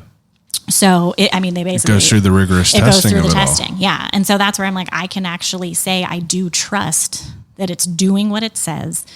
All those diets are also created and produced in such highly protected facilities too. Yeah. That cross-contamination is not a thing. Yeah. And I feel like that from what I've read from the vets, like some of the bad aspects of raw fed is like a lot of bacteria. Yeah. Things like that, and not getting the full balanced diet. Correct. Yep. Yeah. Because there's that zoonotic risk. If you don't take precautions and clean very well, you can definitely get salmonella and E. coli and things like that.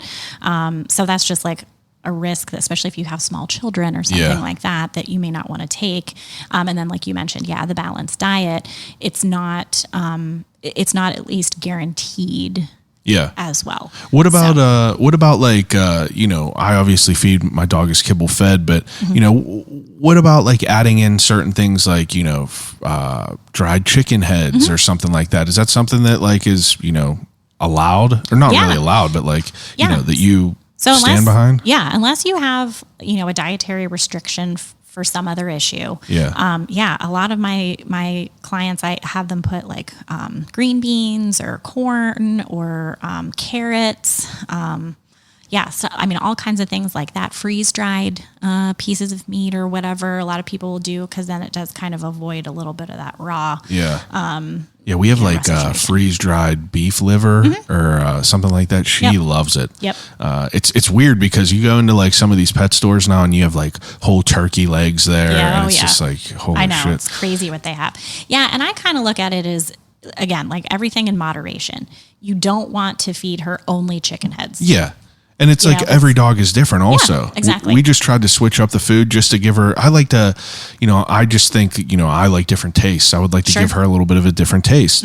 And the food just didn't agree with her. Like she was just like, she threw up and, she shitting a little bit, but she's fine now. But it's like, I don't know. It's interesting because all these dogs are so different, and like you got to try to like, kind of figure it out. And knock on wood, I'm so thankful because I see all these horror stories on there about like, dogs that have all these allergies, and it's so intense to like think about all that and really do it. The allergies are a nightmare too, I will say. Yeah, some dogs, like, they just don't look like they have a quality of life, and nothing, people are saying, I spent 10 grand on this dog. It's not about money. Nothing is working. Nothing works, yeah. It's terrible. It is awful. Yep. Is for this like the world we're in, everything is like progressing. It's kind of wild to see all these new changes, like whether it be like slow feeders, puzzles, canine enrichment, things like that. Yes. I feel like that was not something that was brought up, within like maybe 10 years ago. Yeah. Because we had like a Benny bone for our dog, whenever I was like a little kid, and you just expected him to enjoy that. And you're just like, God, I feel like a dickhead kind of, because like how, it'd be boring. Now I give this dog puzzles, levels of puzzles, and you could tell how much she loves it. And it's, how important is it for that? That's super important. So yeah, like you mentioned, I think, even 5-6 years ago, it wasn't as much on the forefront as far as a mental and emotional wellness for people even. Yeah. And then now, there's that recognition of, especially when dogs are displaying like destructive behaviors, Yeah. And then it's like, Teething. well, yeah, exactly. But then it's just like, okay, well, maybe they're bored, Yeah. And Super so if you bored. give them a puzzle toy, and then they're like, oh, well, they're having a great time and now they didn't destroy your couch. Yeah. So, it's a win-win. And so we're finding that having that mental stimulation. So even like that old saying, like a tired dog is a good dog. So exercise is good, which is good. I mean, it's a good thing to do that regularly, but you have to mentally stimulate them. Yeah, too. I found it doesn't always have to be physically. Yeah, I went to a trainer and she was like, "Yeah, I mean, you could like run your dog, but it's not going to do it all. No, you got to like, she's curious about things, and that's where I got this slow feeder, and like that's where I got these ideas, and I got that canine enrichment book, and I'm just like, this is just wild. And like, then you realize, that they have. and then you realize just how smart they are. Oh my God. With how much they can figure out. And, I couldn't even figure out how to load the treats in the one. Right. And she was like, just watching her like figure it out. I bought her I started whenever we got her at 10 weeks, I went and I bought her all this stuff, and I'm just like, fascinated by watching her do this. And I'm just like, this is blowing my mind that I timed her. It was just a circle with like a couple white bones around it that you lift up and there's treats. It took her like 3 minutes the first time. Now she'll do it in like 7 seconds. She'll just flip the damn thing over. Yep. She's like, oh, I know where these are. Yeah. And it's so interesting to see that, and like how that kind of is. Is that something that you like, you kind of like make known to your patients? So yeah, especially if they start coming to us as puppies, we have like a whole kit that we basically put together that, talks about all the things, but that's one of them is basically just, enrichment, training, positive reinforcement. So we definitely are against any sort of like, we call it positive punishment, anything that you're adding in that would be considered a punishment. So like if you, have like a vibrating collar or like a prong collar stuff. Yeah, stuff like that. We're not really advocates of. It seems to be that's phasing out. There's a couple big trainers around here that kind of condone that, and I get it. It works for some things, and but I don't know. I feel like it's kind of like phasing it away. We're kind of like getting away from that. Rub some dirt in it, like do that. Right. Well, and I think too, because I always think about anyway, like how do you think you would learn if someone's being like, good job, and reinforcing you, or if they're like, you're an idiot, you're never going to get this. Like what environment? Well, I think about it as like, you see like the cinematic thing where a dog pisses on the ground and they're like, rub its face in it. And I'm like, how does that even make sense? Like, I don't know. Like and whenever I was younger, that's like something that I would see and I was like, okay, I just wouldn't even acknowledge it. And then now as an adult, I'm like, how is this even, how would that even help them at all? They don't even remember they did it. No, they didn't. And it's just like, it's overwhelming to think about that. It is. Yeah, it really is. I think we've come a really long way and we're continuing to, which is great. I'm thrilled to see that happening. And along the lines of their intelligence too, because like I think it does just cultivate their mind to train them this way. But did you see that there's a dog on, I want to say it's Instagram or YouTube or something. Bunny, the dog that talks? Yes. Oh yeah, absolutely ridiculous. Yeah. So I'm like, okay, that I think we're gonna launch into a new realm of for people that don't know what she's talking about. This lady is a speech therapist, pathologist. She taught this doodle to talk with like, there's like 100 buttons on the ground, and he'll say like, I want to go outside. Yeah. And you're like, is this real? And then you're like, yeah, this looks like it's legit. Yes. And it's overwhelming to think about that, because I'm like, I can't even get her to, go in the crate sometimes. I know. Which brings me to my next point, a crate. So, whenever I was growing up, I was like, that's fucked up. You can't do that. That's rude. But now, I have a different thought process of it. As a vet, what is your thoughts on like crate training? I think crate training is good as long as, again, it's done appropriately. Moderation. No 8 hours in there and everything. Exactly. Yep. But because a lot of dogs, they start to see the crate as that's their space. Yeah. And so it almost becomes like a sanctuary for them. Not our dog. But, and again, it doesn't work for everybody. I know. Our sister-in-law's dog, he runs in there himself. Yeah, loves it. Yep. So, and I think, it all just depends again on the individual, because if you do have a dog that's, gets really stressed or upset if somebody comes to the house, or if you have company and they like their crate, it might just be easier for them to go off into it. And that way you can avoid, potential conflicts. Set them up for success. Exactly. Literally set them up for success. Yeah. So, and of course, if you start younger, most dogs, not everybody, but most dogs will acclimate better than if they're adults already. I think the only reason that she did not acclimate as much, because once she's in there, she'll sleep like a dead animal.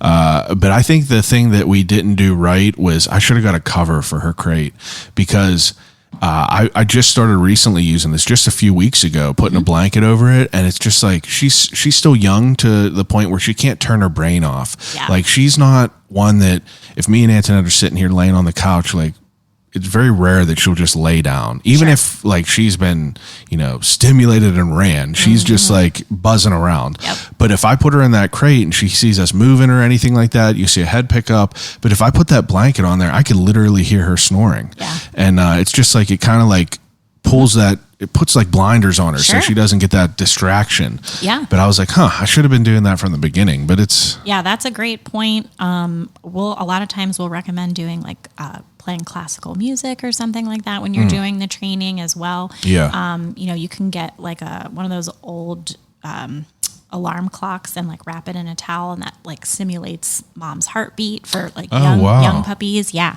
That's so interesting. there's other things like that you can try to help make it more comfortable for them.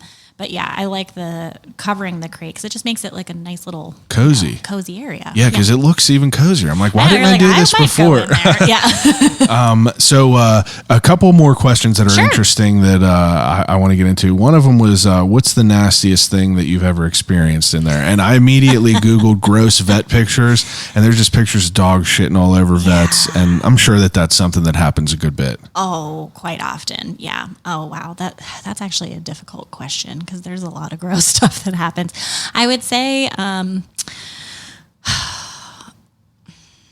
it's always disgusting to do a rectal exam on like a cow and actually I would say probably the grossest thing. Now, I did not do this personally, but I was with a vet in school who had to do this, but they did something called a fetotomy, where basically if the fetus dies in utero, but it's large enough that the mom can't pass it, you have to basically go in. Well, you have to cut it up. Oh, really? Inside the mother, inside the uterus, and then pull out the pieces. Oh, yeah. So that was probably one of the grossest. That's a good answer. That was not pleasant. That's interesting. Yeah. The diarrhea thing. That happens. That happens all the time. So I can't even. You're kind of desensitized. I'm desensitized. It's got to smell really bad. And I'm talking parvo. Yeah. That's a very common. Well, I shouldn't say common anymore because parvo is in the distemper vaccine, and if you do that appropriately, you will not get or should not get parvo. Yeah. And that's a terrible thing. It's terrible. Yeah. And there's a specific smell, and it just smells like death. Ugh. Yeah. So getting that on you, not pleasant. I've gotten anal glands, so that's my least favorite. That was something that when we took her to the vet for the first time, they were like, "Oh, her glands are a little bit filled up." We expressed them, and I remember seeing things like, "What the hell does that mean?" So I'm YouTubing it and could I do this myself? Mm-hmm. And this dude, it looked like a huge zit that and I was like, I literally let out a gasp. I was like, what? I did not expect that. I thought it was going to be like a drip of oil or something that you weren't even going to notice. It looked like a cyst. Yep. And I was like, and I was like, oh my God, I can't even imagine how bad that smells. It smells like a combination of like fish poop. That's what they and said. Blood. Ugh. Yeah. It's just the worst smell. There are very few smells that bother me anymore. Yeah. But that's one that if you get a bad one, it just, and it lingers. Oh my goodness. Yeah. That's because we saw her like licking back there, and like they expressed it. Maybe she's gonna go to the vet here again soon. I think that we'll get that checked again. Is that something that people do at home? So you can. It's something that I would say. So not all dogs have issues expressing them on their own. Yeah. So if your dog doesn't really like scoot or lick back there, like I saw she was doing that before. Yeah. So you may want to check it, but you can learn.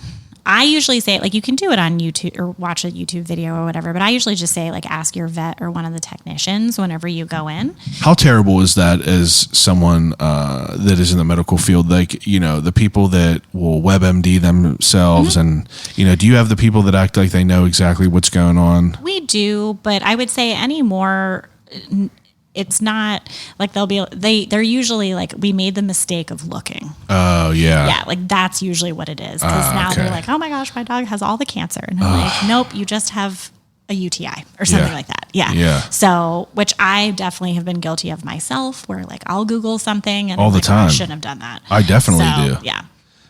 Okay, so let me see. Grossest thing that ever happened. We got that. We got the dog food. What are some important preventative things you could do for your animal as far as like, you know, supplements or anything like that? That's what I was thinking. Yeah. So as far as supplements, I mean, if you have a large breed dog, definitely doing a joint supplement from a younger age, I think is important. Yeah. Just like with us, well, in general, prevention's always better than treating something. Yeah, our black lab, he ended up, his hips stopped working. Yeah. So, yeah, if you can do like a glucosamine and chondroitin type supplement that just, you know, it helps to prolong the longevity of the joints, you know, and then help to kind of stave off the development of arthritis. Yeah. So that's something that I think every large breed dog should just kind of start on. So a large breed dog is above how many pounds, would you say? I mean, honestly, you could probably say, I would say like maybe 50 pounds. Okay. Yeah. Unless they have, so if they were predisposed to hip dysplasia or something, I would start them regardless of how old they are. Absolutely. But yeah, so I think that's a good one. Obviously the flea, tick, heartworm. If you're doing, so heartworm, we don't see as much around here relative to like Lyme disease, for instance, but most of the heartworm preventatives out there also deworm the GI tract for some of the more common GI parasites. Yeah. Which if your dog eats poop or other dead animals or whatever else, they're going to come in contact with it. So I definitely advocate for those things as well. Honestly, the biggest thing I would say is just going for your annual checkups. And pet insurance. Oh, and pet insurance. Yes, pet insurance. That's my advocate. I advocate for that for anything. Yes. Spare your one meal out and just, you know, take care of your damn pet. Literally. Because it's sickening to see some of the people that ask these questions that you're like, why are you even asking this question to these people and hoping that they're going to answer you? Right. Take your dog to the vet because, you know, they're gushing blood out of their ass. Like, just like, obviously they're like, oh, what could I do at home? Nothing. You know, no matter what you do in Google, you know, you ain't doing nothing. Nothing. And it's for me, I am like, I got my foot on the gas. I'm like, do we need to take her? Like, you know what I mean? She coughed a couple times the one day and I was like, do you think we could just take her? We'll just go. I know.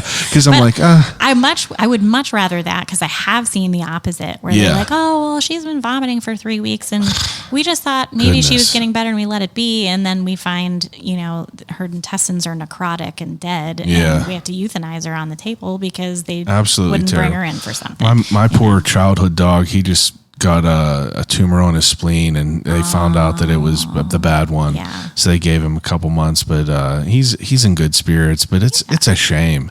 It is. It's a shame, but you know, it's like some things you can't get behind because we took him, you know, the top tier vet care Sure. all Yeah. the way. Well, You know, that's always the thing too. I get that question a lot with cancer development is like, what did we do wrong? Like, could we have done something different? It's like with us. yeah, everyone's it's- answer says that if they had it by now, there's nothing that you could really do that's No. going to Well, change and even anything. preventatively. I mean, it's, at least we know, okay, for skin cancer, you can, put Yeah, wear SPF sunblock, on, but you don't know if you have cancer on your spleen. And, Exactly. And I was reading that 66% of any of them tumors are, malignant and pretty bad.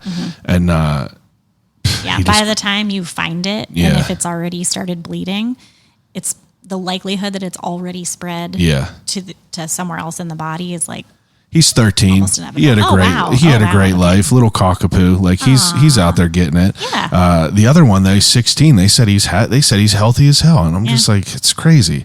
Got fatty lumps all over him, but he's good. Yeah. He's out there riding it. Okay, so funny story. My brother moved into this new house. Okay, he has this fat rescue pit bull. He's the cutest, like a slug. I love pitties. So he took him out, and the dog he's thick. He ain't running away. This was 4 a.m. The dog was like whining, and my brother, drug his ass out of the bed, and he was like, he thought the dog just had to go to the bathroom. Immediately let him out. Dog bolted, grabbed a skunk. This skunk sprayed him all in the face and all over him. So 4 a.m. my brother's like half asleep dealing with this, and he said that it was just like chaos because the smell, he tried to wash it off, and supposedly you're not supposed to do that. What is the right way to deal with a skunk? there is a like de-skunking, I think it's a shampoo. Actually. Is it valuable to have in your kitchen on hand? hand? If you have a dog that's going to potentially be do in that that. situation. Absolutely. Yeah. Because, and like the tomato juice thing, like that. My brother was telling me he was Googling all these, and he was like, I just wish I had the shit because Yep. it was like 4 a.m. The stores next to him weren't open to like get like dial or whatever. Yep. But that's another preventative. Have it on Just deck. keep it on hand. Yeah. And you don't want to bathe them necessarily because that kind of locks it in. He still smells, they said. Yeah. Not terrible, That but if takes, he like, gets months. wet, they said that it's just disgusting. Yep. Poor guy. Yeah. Right in his face. So his face, you just want to smooch his face, and it just Yeah. kind of has that reminiscent smell there. Do dogs enjoy alone time when we're gone from the home? I feel like it could be yes and no. Yeah. I think it all depends. Some dogs will eat a door frame. Correct. And some dogs, like her, she's cool. Yeah. She's like, thankfully. I'm fine. Yeah. And I feel like there are some dogs that are like, ugh, you're home. Yeah, I know. Don't even want to be Disturbed it. my nap time. When we first got her, my wife was like, she don't even like us. She don't lick us or anything. And I'm like, she's like a month old. She don't care about us Yeah. right now. And then you start to see her snuggling, and like she hops on her, and then she just immediately starts crying. And like everything is so great now because Yeah. in the beginning we were like, what did we get ourselves into with this? This Creature. 30-pound ball of teeth just running around. Literally, Because she yeah. was a nightmare during teething. Absolute nightmare. But she's coming around. She's coming into Good. her own. Okay, so favorite local charities rescues to shout out? Do you have one that you use? Yes. So Biggie's Bullies. We are Shout out to Allie. Yeah, to Allie. She's great. I can't say enough good things about her, and I mean everybody in the establishment. All of them. basically everybody. One bully at a time. What exactly? And they do. The fosters are great. I mean, they're easy to work with. They take such good care of them. Oh, you yeah. know? I mean, Allie's so passionate. Passionate to a fault almost even. Yeah, probably a little bit. She'll get in a fist fight over a She dog that's will. being neglected. I know, but I love it. I love it too. She's a feisty thing. I had her on here. If anyone wants to listen, Biggie's Bullies, that's a great episode as well. But I say the same thing. Biggie's Bullies, a great organization. Yep. They're always accepting donations to help their dogs. Another one is Bridge to Home Animal Rescue. They're a very big rescue around here. They're always accepting donations. It's intense to see because I follow all these places now, and like how selfless you have to be one of these people that are doing this. Tracy, the lady who runs Bridge to Home, she just like posted something the other day. She took in a whole litter of puppies that had parvo, and she was like trying to raise money for funds. She was like, here's the bill. It was like $8,500 for all these animals. Yep. I said, screw it. And it's on a credit card. You know, if you have anything that you would like to donate. And I'm just like, God, like, please, you know, I want to do anything I can to like, and I feel like, I feel almost like, you know, the corny dog dad where I'm like, I'm part of these groups and I'm like posting pictures of my dog all the time. Yeah, but I'm that's like, how it should be. I love it. It's like you're part of this secret club that so many is involved. So many people are in. Well, and until you are a dog dad or dog mom, you can't. I guess I would suspect, because I don't have children, but when they're like, you never know what it's like until you have kids. Same thing until you have a dog. Yeah, because like I grew up with dogs, but it's like it's different whenever it's your dog that you're responsible of. Absolutely. What's your least favorite animal? Probably spiders. Spiders? Yeah. So I luckily have not had to necessarily work on them myself. Do people have like, you know, spiders that have surgeries and stuff? Yeah. Sometimes tarantulas have a hard time like molting. Oh, wow. And you have to help them get the. Yeah. Yeah. They're weird looking. No, thank you. Who were your most disgruntled customers? I imagine it'd be cats. So yes and no. Cats probably tend to be more disgruntled more often anyway. Did you see that video of the I think it was a vet tech who was like pretending to be a cat? Yes, I was dying laughing. Hilarious. Yeah. Oh, so funny. Well, and that's the thing though. Sometimes like cats, they're not happy and they can be pretty feisty. Yeah. But they're at least small. Yeah, that you can kind of. Yeah. The scary ones, I would say, like I've only ever gotten bit. Knock on wood. Majorly. That was the next one. Yeah, it was a German Shepherd, just kind of out of nowhere, just launched onto. Luckily, it was my butt. Oh yeah. So, no important structures really there, but yeah, them and I've had more issues, or I should say, in general, we tend to see more behavioral problems with shepherds and Rottweilers. Tend to be a big one, but I think it's also just. Both of them are very territorial. Yeah, like working dogs. Exactly. They're working Malinois. dogs. Exactly. And I mean, I would never be like upset at them. No, you know, but but you just have to understand. That's what that type of dog is. Exactly. And they're doing their jobs a lot of times. And then some people get those dogs without understanding the level of training and care that goes into it. And then that's when we end up with behavioral problems because they don't do the training and whatnot. Absolutely. Yeah. What is so what kind of like training do you provide to like try to get yourself ready for these types of, I mean, is that something that you have to deal with a lot? Like, you know, I would assume so, right? Yes. So not all dogs are, you know, just willingly running in and saying hello. No. So all of our technicians are trained for appropriate restraint. Yeah. We're fear-free. So we try to do everything in a manner that is not aggressive. Yeah, I get what you're saying. Yeah. Like not like pinning a dog down. Exactly. Yeah, we would not do that. If it got to the point where they were, because a lot of times that just, it backfires. Yeah, you're get just worse. Yeah, throwing gas on a fire. Right. So if I can't get near an animal, or we can't get to the point where we can place a muzzle safely, we will sometimes give people the option of either going home with some sedatives and rescheduling. So they would give the sedatives prior to coming in. That makes sense. Yeah. Or we can try to do injectable in the hospital. The problem with that though is that if we can't even touch the animal to you need to get muzzle yourself a blowgun. I know, right? We joke about that sometimes, but I don't know how my aim would be. Yeah. But so there's actually, I mean, we even have a protocol that's called the chill protocol, and it's for dogs that are reactive like that at the vet, that they have to give a certain cocktail of drugs in a certain sequence before they come in. Yeah. And it just makes it, you know, because the other thing too is when dogs are acting out and acting aggressive, it's stress, it's fear. Yeah. You know, they have anxiety. And I mean, I don't know, you know, anyone that's had anxiety knows how awful the feeling that is. Absolutely. And then if you just then poke them in the butt or trim their nails, what do you expect? Yeah, they're gonna. It reinforces that anxiety. So we try to make them feel better before they come in, and then we end up getting every time they come in, it starts to reinforce the positive. Yeah, they get a little bit better. They start to realize that they're not going to get, you know, taken out. We're not that bad. When is the right time to transition from a puppy food to an adult food? I usually say about a year. Depending on, the breed. So if you're a giant breed, so like your Great Danes, Mastiffs, things like that, a lot of times I will say to wait until they're 2. Wow.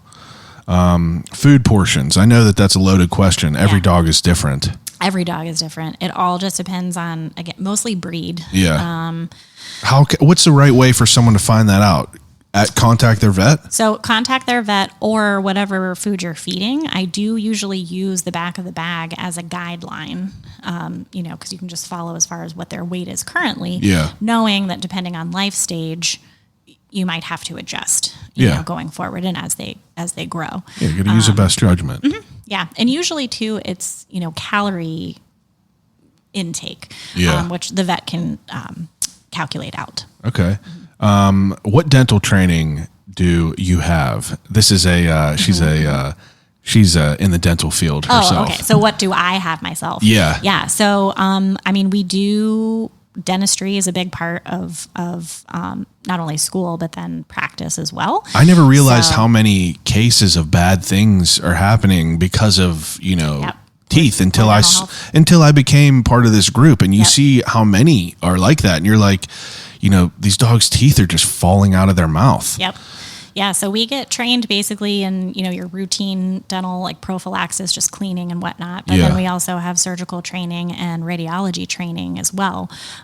Because just like with humans, a lot of disease is under the gum line. So you've got to be able to see that with an x-ray. Yeah.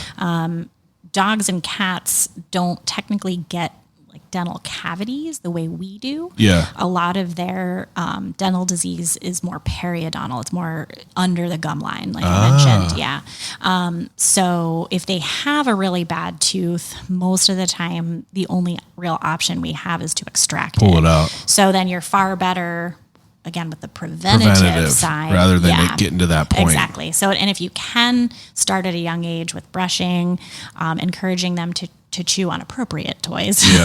Yeah. That's a perfect segue because one is, what type of things do you brush your dog's teeth with? Yeah. Because you see like there's chicken flavored shit. Like, is there a good one? Not really. Okay. As long as it's not a human one. Yeah. There's too much fluoride in that. Yeah. And you think there's people that do that probably? I think there are people that do everything probably. Yeah. Okay. So my grandmother fed her dog big breakfasts from McDonald's. Yeah. Dog lived to be like 16. Yeah. Lived for it. My grandma used to give her old dog M&Ms, chocolate, and I was like, "Gram, no." Yeah. That dog also lived to be like 16. Unreal. So I think he was had like milk chocolate. Yeah. Not as much in it, but yeah, I was like, "No, you should not do that." So not really the best, but just no human. Yeah, no human.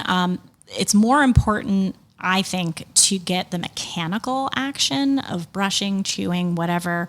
That actually is going to help to wipe off the plaque that turns into tartar. That's like the cement stuff. Yeah. That then eventually leads to gingivitis. And so it's beneficial to even brush your teeth without toothbrush. Yep. Yeah. Even if you have a puppy or a dog that's just will not tolerate a brush, I'll even do, well, you could let them chew on it, or I'll do like a warm washcloth in my finger and get up against the gum line and try to just wipe some of that stuff And that's off. even more effective than not doing anything. Exactly. Okay. Yeah, anything you can do is better than nothing.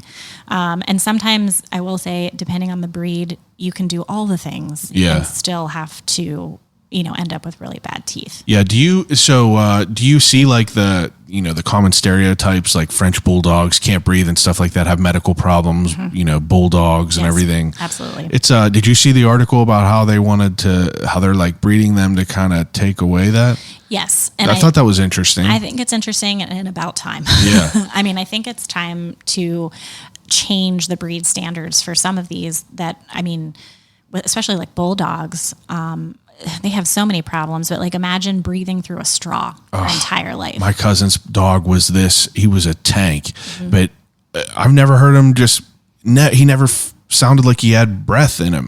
He's like, yeah, always. And you're just like, Jesus, like don't run, you might fall over. Well, and that's the thing is like that happens because sometimes their ability to exercise is relatively limited because they can't breathe well. Yeah, that's crazy to think about. They can overheat super easily because of it. Yeah. What about I was reading that if you could if you have any sort of like toy or bone and you can't make an indent with a thumbnail, your dog shouldn't be chewing it. Is that true?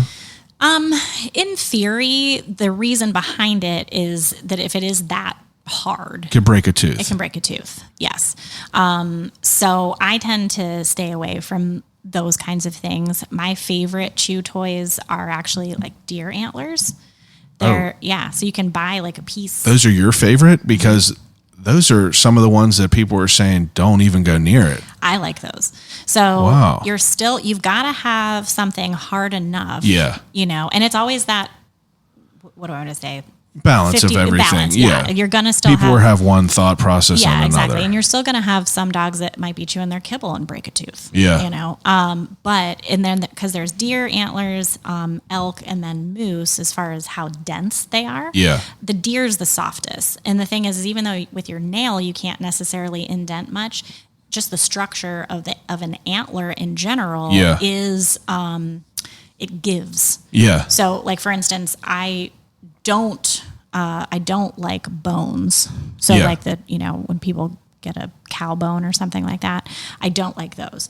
Those are too hard. And also if they do break it, it's going to fracture because it's a bone, and heaven forbid they eat it. You're looking at the potential poking them, all that. Now, let me ask you about this. So I was doing this research myself, and I immediately was thinking like, I can't give him a bone because it's going to splinter. And then I start researching ostrich bones. And is that something that's like a safe alternative? Because supposedly the honeycomb infrastructure and all these keywords. Yes. And I'm like, for me, someone who doesn't know, that sounds good. Sure. I mean, I think it would be less concerning. Yeah. Because even so, if a dog technically most of the time, if they were to get into like chicken wings, that tends to be a relatively common thing. The fact that those are cooked and they're, again, chickens, so they're birds, the stomach acid can most of the time wear it down fast enough that it won't be able to engage into the intestines to cause a problem. Yeah, because the cooked bones are the ones that splinter supposedly, right? Yeah. And that's like one of the bad tells of it all. Now, the reason that I looked at these ostrich bones is because they're not cooked; they're just dried by heat. So is that something safe to like be okay with it? I mean, I think it's probably fine. Yeah, but I get it. Yeah, I get it. The biggest thing I would say for any of those things is that it's a risk. Yeah, it's a risk. Yeah, it's a good risk way reward. To look at it. Yeah, and especially too because there's some animals that like they might love it, but GI wise, they can't tolerate it. Yeah. And they get major. She's like that too. Some things that she just can't, like lamb. We bought those beef livers and she'll eat them all day, but we bought lamb ones. She was pissing out her ass for a couple days. Yep. And like it just had to work out of her system and she was fine. Yep. But so what about things like bully sticks? Like, are those something that's safe? So yes and no. Yeah. I have pulled one out of a dog's intestines before, but that dog swallowed a whole thing. Yeah, it's wild to see what dogs will swallow on that group. Again, I refer to that group again, but the lady pulled out like 8 socks from her one doodle, and I'm just like, Jesus, like, oh yeah. Granted, we're lucky because like she just shreds things. I can give her that box; she would never eat any of it. Yeah. She just shreds it to little pieces. Yeah, but I can't even imagine having a dog that will just like eat a whole rock, and you're just like, oh my god. Yep. Well, what's the weirdest thing you pulled out of a dog before? Let's see. Well, we pulled a skewer out last year. A skewer, yeah. A wooden one? A wooden skewer. Jesus. And it penetrated the intestines in 3 places. So it literally like, yeah. Poked through. Boom, boom. Yeah. Oh. So that dog was pretty sick for a while, but survived and is doing well. Wow. I had a dog eat a whole, I don't even know what it was. It was like some kind of ball. But it was like a hard ball. Yeah. And it was like it was about the size of a softball, which I was like, I don't even know how you got this down your esophagus. Yeah, that's crazy. And that thing, I mean, as soon as we cut into the abdomen, it just like in the stomach, like popped up to the surface, and you're like, well, I guess there's the foreign body. Yeah. So that, I pulled out rocks. That is wild. A razor blade. Yeah, my buddy has a golden retriever. Yeah. Said he was like, dude, he asked me, he says, your dog eat weird shit? I was like, not really. He's like, this dog ate a solo cut before, pooped it out whole, ate a disposable razor, was fine. And that's the thing is it's like, I've seen dogs before, same thing. Like I've seen dogs pass skewers. That's so I'm like, I insane. don't know, who knows why, Yeah. you know, in one animal, It's all right compared to the other. Yeah, exactly. Yeah. So it was a bulldog actually that passed, you know, those rope toys. Yeah. It had 3 knots and it passed the whole thing. And I was like, good for you, because then we can avoid surgery. But yeah. That is crazy. Mm-hmm. Difference between dog trainer opinions and vet opinions. I feel like we covered that. Prepping a dog for a new baby. I feel like that was a good question. That is a good one. Yeah. So, I mean, I think kind of the biggest thing is to not overdo it with them a little bit. So it's still kind of like we're doing our normal thing. Yeah. You know, this is our norm. I do usually advise, like, once the baby's born, taking like the little hat, you know, that the hospital usually puts on, having one of the parents go home and let the dog sniff it so they can smell the new baby before the new baby even comes home. Wow. And that tends to just kind of be like, oh, okay, this is normal. Yeah. Most dogs, I think anyway, know that you're pregnant like before you do. That's weird. So yeah. A lot of dogs will start to act differently with pregnant parents than not.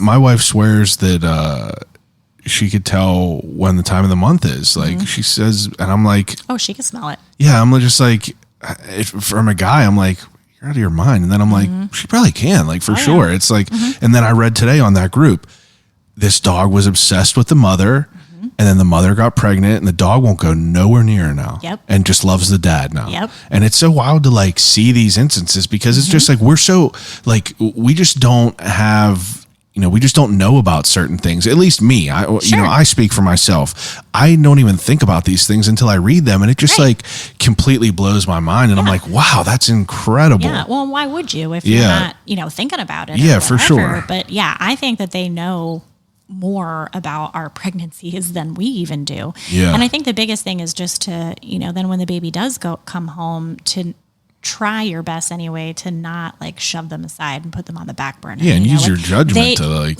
Well, yes, yes, definitely. Yeah. And yeah, no unsupervised. Oh, I get what you were saying. Don't just ignore the dog. Yeah, don't just ignore the dog. You got to just cold turkey. You can't cold turkey it. Yeah, they need to be like part of the family too.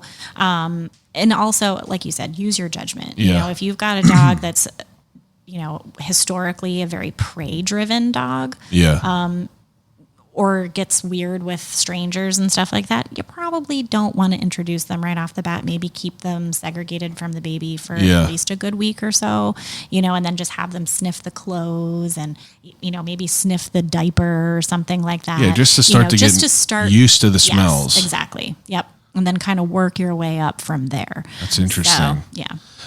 Okay, so a couple more questions, and I'll be done with you. I'll let you go. So, valuable. So, you like, what are some valuable toys that you think are like? What are some must-haves for? And I have to preface this by saying, I feel bad that I didn't really bring up cats too much. Like, I kind of, it's kind of like a dog focused. Well, you're a dog dad. I'm a dog dad. Yeah, I'm a dog dad. I'm sorry about it, but it's like, what are some things that are important to have? You think toy wise? So Kongs. Yeah, you like Kongs? I love Kongs. Our dog don't give a shit about Really? them. It's so weird. She likes a licky mat though. Did you put peanut butter in the Kong? She don't like peanut butter. Cheese? I've tried. She loves cheese. I put cheese in there. I'll put bananas in there. Yeah. But it's like, I don't know. I think she gets frustrated by it. She might. She likes the topples though. Okay. West Paw topples. They're basically is like a little bowl. So it's not as hard. Yeah. I think she just gets frustrated, and it kind of just, because she'll leave a packed full Kong, but she'll eat them topples completely. Yeah. She might. Yeah, it might just be like, ugh, this That's is a too go-to difficult, for a lot of people though, is a Kong. Yeah, I love the Kong for a lot of dogs that don't get frustrated. Yeah. But I do like the puzzle toys in general that keeps their mind, you know, preoccupied. For sure. I try to advocate that anytime I talk to anyone that has a dog. I'm like, I didn't know anything about this. I feel like a lot of people don't. You should know about this. Yes. Well, and then you mentioned the licky mat. Yeah. I know it's not a toy, but as far as I think that's the best thing as far as like What a to good get tool. a bath, to, Yeah. if you're going to do their nails or try to clean their ears, anything like that, slather it with peanut butter. We live by Easy Cheese in a can. Oh, wow. It's liquid gold. Yeah. As a I never distraction. thought about that. Easy cheese. Yep. Wow. It's That's a the good best. one. Yep. So yeah, that is great. I definitely think something to chew on though, especially for a young dog. Yeah. And again, like I said, it's different for everybody. And some like those rope toys, some like the something more firm, like an antler or whatever, or the bully sticks. I try to stay away from anything super processed. Yeah. So, I mean, the bully sticks, I have seen some dogs get upset stomachs because they are processed a little bit, but I don't really like the, what are those, like the pig ears and stuff like that. Okay. Yeah, those we tend to see more gastrointestinal Really? upset. Like a pig snout. Mm-hmm. Stuff like that. Yeah. She rips through them. Well, it's wild. and she might be totally fine with I it. know, but there's some things that she can't eat that just like, and it's wild how quick a flip switches. Yep.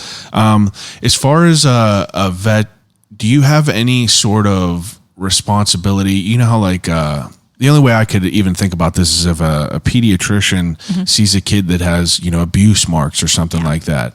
I'm sure that you experience something like that. What is like your role in that sort of situation? Like, do you call someone? Like, Yep. That's like something that you deal with? Yep. We do have a responsibility to recognize that and then, basically talk to the appropriate authorities about it. And there's a process, there's a way to go about it. Depending on the owner, you can try to talk to them about it. Because unfortunately, some situations are more of an ignorance. Yeah, you can't do thing. anything about it, right? Well, I get what you're saying. Like the owner is unaware. Yeah. We actually see that more often than not. Well, are there situations where you really can't do anything just because that's a way one person is choosing to raise their dog than the other? Like, you get what I'm saying? There's like a line of that. I guess potentially yes, but like if it gets to the point where you're noticing it and it's in your mind, that's time for action. Exactly. Yeah, then we can call Well, that's the good. appropriate authorities. Okay, last dog question, and then we're going to get to the ending segment. What are your feelings on dog parks? Dog parks, because I personally have never taken my dog to a dog park. She goes to a daycare sometimes, and I get it. But I know the bad parts of it all. But you have people that are not vaccinated with the dogs, or some people bring aggressive dogs that are. It's like, first of all, you're a fucking idiot if you're bringing your aggressive dogs to these places to just Yep. But like, what do you think about them? I think they're cesspools. Yeah. I think they can have their place in the sense of, if you have that dog that has so much energy and you don't have an alternative. So I do know that there are some, like doggy daycares that if your dog has a certain level or displays a certain level of aggression, that they won't take you. Yeah. What else are you going to do? Yeah, exactly. So then I usually say, make sure your dog's up to date on everything. Make sure that your dog, you check a fecal sample and make sure they're on their preventatives. Because you can't, like you said, you can't control what other people that come to the park are going to do. Yeah. But I will say that 9 times out of 10, if there's a dog fight wound or something like that that's coming in, they were at the dog park. Yeah. So it's one of those that I'm like, I would try to avoid it if you have other options. Yeah. But if not, it's at least a decent play. I wouldn't avoid it if you have that specific kind of dog and you're going to take the necessary steps and precautions. But if you have options, might as well Go somewhere set them up for success. Yeah, exactly. We were, thank God we have that baseball field down there. We take her down there and she just rips around, Runs around. loves it. Yep.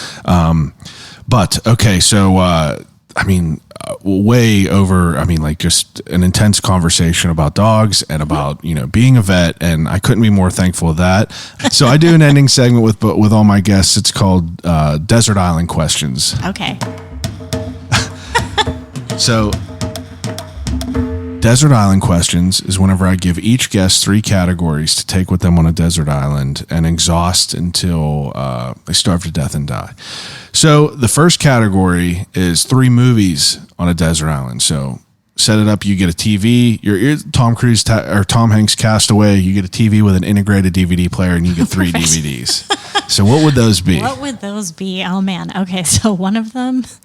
Have you ever seen The Replacements with Keanu Reeves? That's a favorite. Yes, and it's just happy and funny. It's a slept-on movie. Yeah, it really is. It is. Yeah, so I love that one. I'd probably go with all comedies. That's good. Yeah, probably Zoolander. Oh wow. I mean, Will Ferrell. That was like one of his breakout roles. Yeah. Yeah. That's a good one. Let's see. What else? That's always such a tough question. It's a hard one. I got a couple hard ones. I know. I'm like, what else is there? I always liked Clueless. Oh, that's a good one.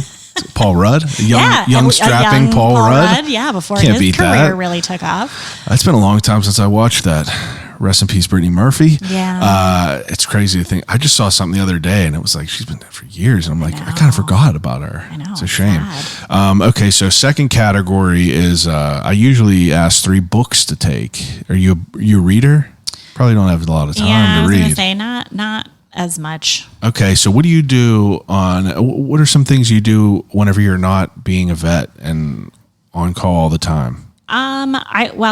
Usually, so I like to spend time with my horse, so I ride a lot. Yeah. I mean, I do read, but it's just like hit or miss stuff. Yeah. There's no nothing that I'm like, oh my gosh, I love this book. Yeah. Yeah. I mean, That's all right. Yeah. That's all right. If you don't read it, that's fine. Yeah. Okay, so third category, 3 CDs to take. Ooh. Okay, Tupac's Greatest Hits. Wow. Yeah, that would be my first. It's a nice picture of Tupac on the other flip side of that Really? picture. Oh yeah. Oh, nice. Yeah, I'm a hip hop fan for sure. Tupac over Biggie. Yeah. Wow. Yeah. California Love is like one of my all-time favorite songs. Yeah, I mean, it's a great one. Yeah. Come on. Yeah. I'd probably, so this is going to go complete opposite direction. That's all right. But have you ever heard of Paul Hardcastle? I don't know. He does smooth jazz. Oh, wow. So there are times that I'm like, I just can't hear words. Like Yeah. if it just sounds like noise and it's irritating. Just need a little Yaz I flute. just need a little, yeah, exactly. Yeah. And just like a little bit of a beat. And I'm like, okay. Okay, now that's I good. can relax. I like that. So I'd probably take one of those albums. Let's see, who else? This is a sidebar. Have you saw the movie Soul? The Pixar movie. Do you watch a lot of movies like? Not really. Okay, Soul is like a Pixar movie that it's marketed towards children, but it's like intense, and it's about this guy who is a jazz musician, and it's like kind of where the body goes whenever you slip into that, where you see someone like, just lost. Like jamming. And it's really an incredible movie. Interesting. It's like Pixar killing it with that and Coco and all these other movies. They do a great job, though. Unreal. They definitely, Always been. Yeah, it's tailored towards kids, but adults, they're hilarious. I watched Aladdin the other day, and there's so many things in there that I'm Right? just like, I can't believe that this was in a kid's movie. I know. Intense. And you never picked up on it when you were They were about to cut her hand off for giving an apple to a little I kid, know, and I was I like, know. told my wife, I was like, this is fucked up. I kinda. know, it is. That's what we grew up with. Yeah, that's what we grew up with. Oh, man. Oh, wait. So That's all right. Tupac. Then you said Tupac, then Paul Hardcastle. Then I'd say, what else would I do? Maybe Mark Morrison. Oh. He only had with Return of the Mac. That's Yeah. one of my other most all-time favorite jams. That's a good one. That's a good one. You can just play that all day on a Right. desert island. Exactly. That's a good I just, even. like, jam out. The That's whole time. good. Yeah. That's good. Okay, so the third to last question is the death row meal. So you watch them article. I mean, you ever read them articles of like, the serial killers that are put to death, what they give their last meal. They could pick whatever they want. Yes. So if you had to pick an appetizer, main course, and a dessert, what would that be? Appetizer. It could be from wherever you want, all different places, up to you. Okay. Appetizer, Taco Bell. Meal, pho. Oh, yeah. That's like, I love it. Okay. Yeah. Dessert, probably just like ice cream. I'm not a big dessert person. Oh, wow. Okay. Yeah. That's a good answer. Those are good answers. The second to last question is probably the most telling question. If you're getting ready to go on a long road trip, you go into a gas station, you can only pick one snack. What is it? Skittles. Skittles. geez, you might be the first person that has ever picked Skittles Really? out of like 178 episodes. Oh my gosh. Those were not something that I was like super into whenever I was younger. Yep. And I kind of forget about them. That's why you said that. And I was like, wow, I haven't had a Skittle in like probably 20 years. I forgot about them for a long time, and I forget why. I think one of my staff or somebody brought them in, and I was like, oh, these are really good. And so I got like the big bag. Oh, wow. And like I just steal a little Yeah. handful like Little every day. handful, I'm like, just- I need some high fructose corn syrup in my day. Well, to speak on that, it's like, what are some things that vets like appreciate, you know, from like from a dog owner or a pet owner, you know, that you could do nice for your vet? Like, what's something that you would appreciate that's appropriate? I mean, I feel like in this day and age, just saying like, thank you. Yeah. Ever. Or, you know, I mean, some people do. But yeah, just to thank people and the staff, Yeah. you know, thank the receptionists, thank the technicians, you know, cause everybody's working hard. And then also I think the biggest thing for me is just like, you know, if we're recommending something, like you said before, like, you know, I don't do my job to try to hurt something. Yeah, you know, for real. I'm offering you my opinion based on my medical knowledge and experience. And Yeah. this is what I think you should do. You know, and when some people are just like, oh, are you sure? Like, well, my breeder said, and I'm like, My buddy told me the other day, he was like, well, my breeder told me that I shouldn't get this vaccine. I'm like, what the where are we at in the world? Come on now. I know. Your dog? Yeah. Help your dog out. Yeah, exactly. So yeah, pretty much just that, like just treating us with, you know, it's like we have this knowledge and we're here to try to help you. Yeah, you're only doing we're it only- for the good of it. Exactly. Of it all. Yes. Besides for all those niceties, what other things? Ian's like cookies, like, you know, Wine. Oh, that's a good answer. Yep. That's a good answer. It's non-perishable really. Right. Bring it in. You don't have to Exactly. worry about a cookie tray out or anything. Exactly. A bottle of wine. And What a then good idea. Yeah, and then nobody can steal any of it during the workday because you can't drink. So That's a really great idea. Wine. Yep. There you go. Yep. Okay, last question. If you could have a conversation with anyone alive or dead, who would it be and why? Jesus. That's a good answer. It's been picked numerous has it? times on Yeah, here. yeah. I thought you were going to say Tupac. Well, he'd be second. No, that's all right. No, I have a strong faith, and I feel like that's partially what gets me through, you know, having to go through some of the hard things like we talked about. Yeah, for sure. You know, like I said, I believe that, you know, we're going to see our animals again someday. Yeah, all dogs go to heaven. We all They saw do. that movie They all when go we to grew heaven. up. Yeah, they cross the Rainbow Bridge, and we'll see them when eventually, hopefully, we do. Yeah, for sure. Yeah. So, and I would have so many questions, just like, I mean, it'd be overwhelming. You know? yeah, I know. I'd be like, tell me about like, you know, the universe and like, what did God say? Yeah. You know? Yeah. Why did he make us? Yeah. Like, what's this all about? Why are we here? What's this all about? Yep. I can't thank you enough for coming and Oh, talking to thank me you. about this. I think it was a great conversation. That was great. You're great. You know, like this was, I mean, you're exactly what I was hoping for Oh, good. as someone to talk to about this, because, you know, you could tell that you really, you know, put your heart and soul into this. And Yeah. like, you could tell that you're lighthearted, you know, you're fun and you're a Tupac try. fan. Yeah. I You're a am, Tupac yeah. fan. Yeah. And you're a real human being. You know what I mean? Exactly. Yeah, I am a real human being. Now, if people, I mean, I usually say, you know, plug whatever you want to plug, Mm-hmm. but, you know, plug your practice. You know, where can people find you? Yeah. So, I'm Dr. Blood, and my partner, Dr. Ife, and I, we run Cranberry Veterinary Hospital. We're off of Rochester Road up in Cranberry Township. I mean, just give us a call. We do everything dog and cat. What a fitting name. So, yeah, right. Dr. Blood. Oh, that, yeah. I thought you Yeah. meant Cranberry Vet. Well, that too. Yeah, being Dr. Blood, I think a lot of people, they pause first whenever Well- I introduce myself, and they're like, wait, what did you just That's say? what Allie said. I was like, well, put me on to a good vet. And she was like, oh, I love Dr. Blood. She's great, but I love her name as well.